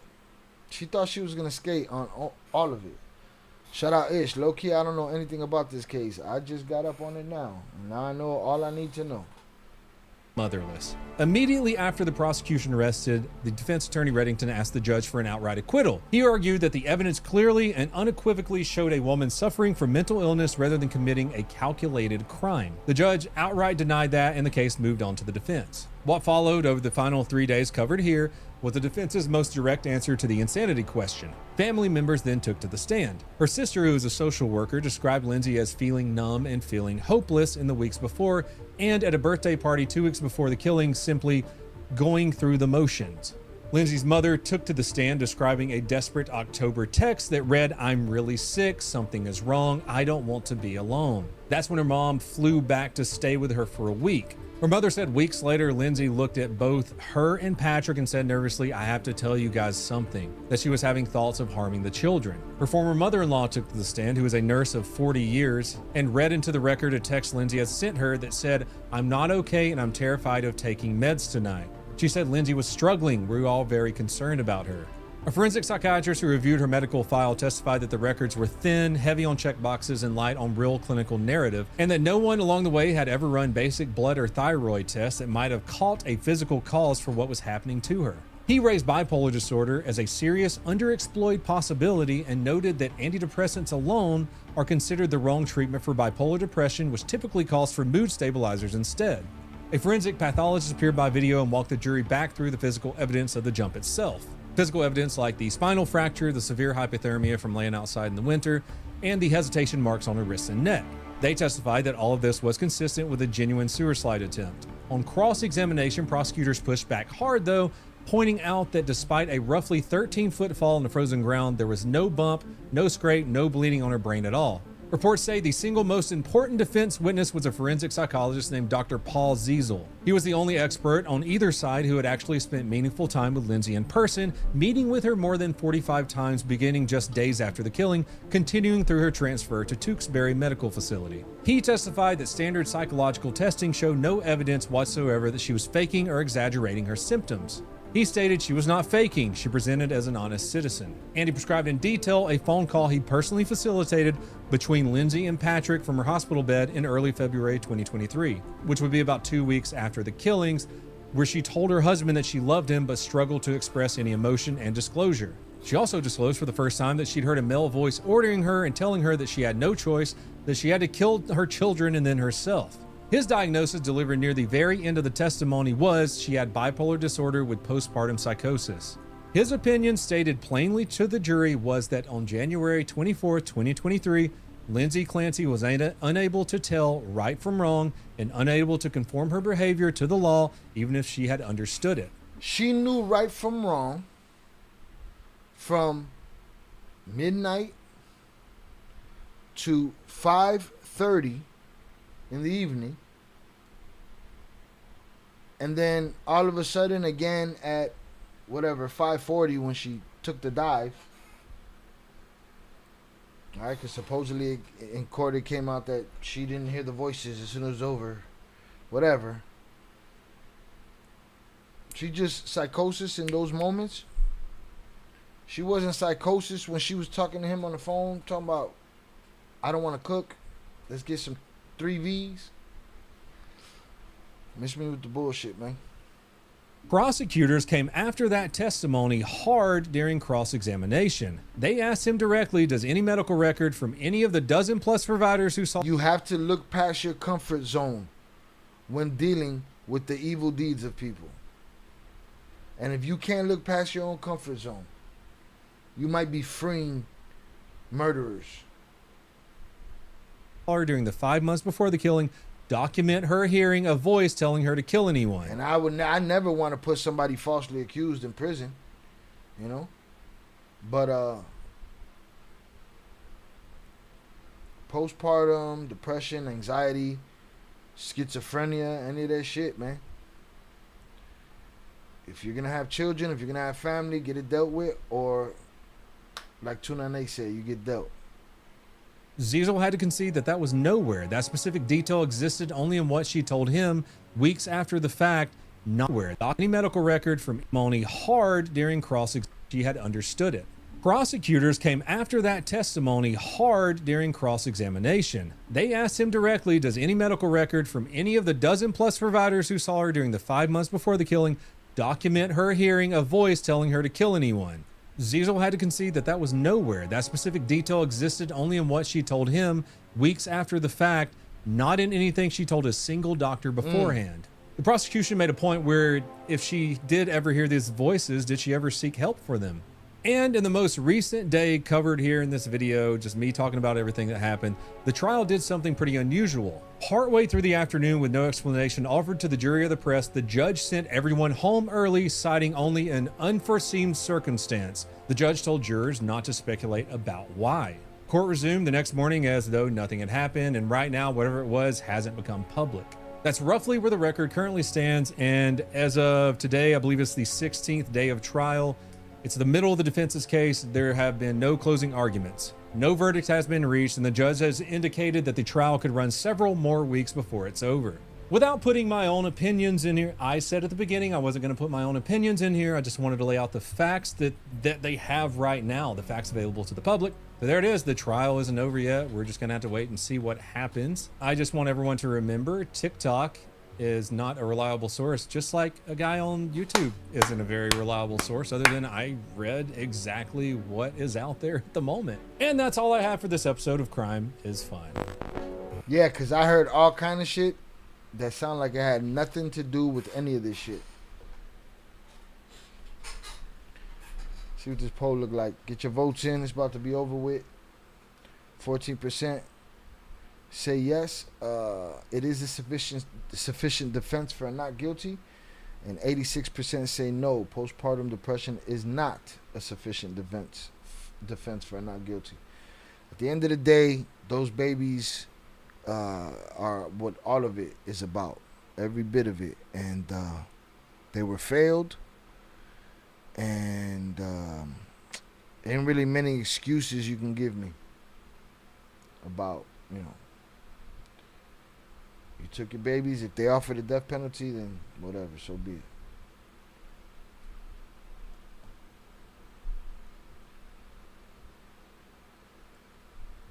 Some things are indefensible.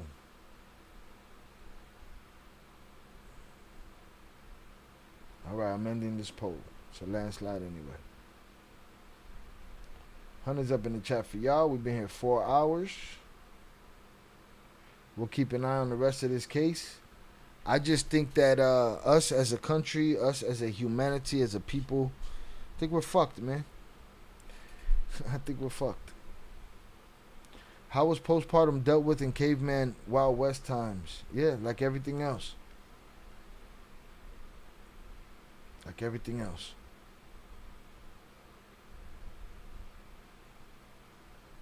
People push their ideologies, and their ideologies be based on nothing.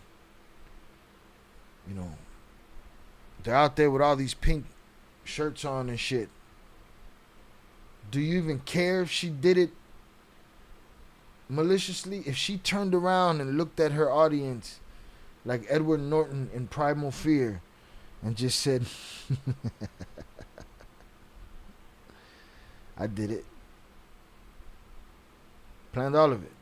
Thought about it for months. Those people would look at her and say, no, you didn't. This is still not you. You're in post-lockup depression now. You're stealing, right to jail. You're playing music too loud, right to jail, right away. You're driving too fast, jail. Slow, jail. Yeah, we have lots of comforts and resources now, and it's taken for granted. Man. What is supposed to be the greatest time in human history, right? As we push towards the future. And we've become a bunch of fucking arrogant liars. All these people do is lie on the internet, lie in their protests, lie in their speeches, virtue signal, bunch of bullshit. Bullshit. And the internet, don't believe the internet. They just told me a bunch of shit. I've heard mad shit about this case, and I ain't hear none of it in there. None of it. Not one iota of the shit. Internet just say whatever they want. A bunch of non-creative people just blurting out shit, and then the other non-creatives and non-critical thinkers run with it. It is what it is. Make sure you join us tomorrow, 8 p.m. for JP's birthday live stream. All right, we're going to have a good time. We're going to hang out. JP's going to be driving. And we'll see if we can convince him to take the link. I don't know. Anything's possible in this world. All right. I appreciate y'all for hanging out with me. I'm going to run through the top. Y'all get y'all final words in. Shout out Zoraida, Samsung, Shannon, Velez, JP, Cody, Ish, 298, my brother Oso, Pete Never, Upper Echelon, Tere, Miguel Lopez, Kenny, EC12, Big June, Adrian, OT, Tupac Back, and Johnny Ortega. Hit that like button if you have yet to do so. Al baño Tere for lying. Put him in a fucking bench, Mike. Maybe Tere believed all the TikTok. That's what we gotta call it, the TikTok talk. Shout out Oso, let's fucking go. Yes, we'll be celebrating JP's B-Day tomorrow, man. Salutes. Did we cover the dirt case? No. It's too much, JP. It's too much. Not enough me. You want to go through it tomorrow? You driving tomorrow. So.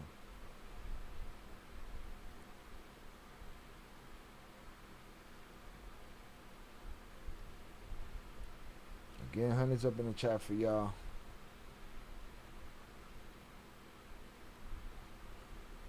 You let me listen. Straight to jail. Enough out of you. We don't want to hear no more from you. All right, we covered a couple of things. Got some editing to go through. We got some shit dropping this week. Make sure you check out what we dropped today. Hit them likes. Drop them comments. I appreciate everybody that is consistent with this channel. You know, I can only thank you by bringing you the most quality product that I can bring you. So I appreciate y'all. Thank you. And tomorrow we celebrate JP and we hang out, man. Y'all have an amazing night. We've been here 4 hours and 4 minutes. Get your last words in. And we're going to get out of here. Again, hit that like button if you have yet to do so.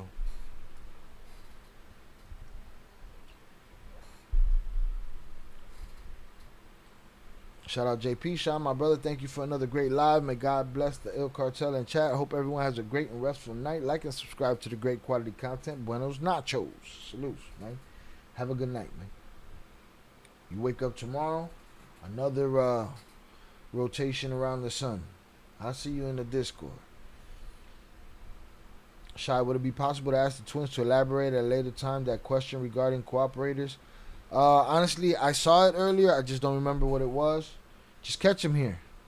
When you catch them, catch them. Or is it a urgent question? But if it's not urgent, yeah, we'll catch them. They'll be back. They'll be around tomorrow. One of them will. And I'm going to hit up P. P will stop through, I'm sure. Shout out Zorada. Another great live shot. See you mañana for my querido amigo JP's B-Day. We're going to celebrate JP tomorrow. All right. I told him to pull out his powder blue 3 dancing shoes and his powder blue leisure suit.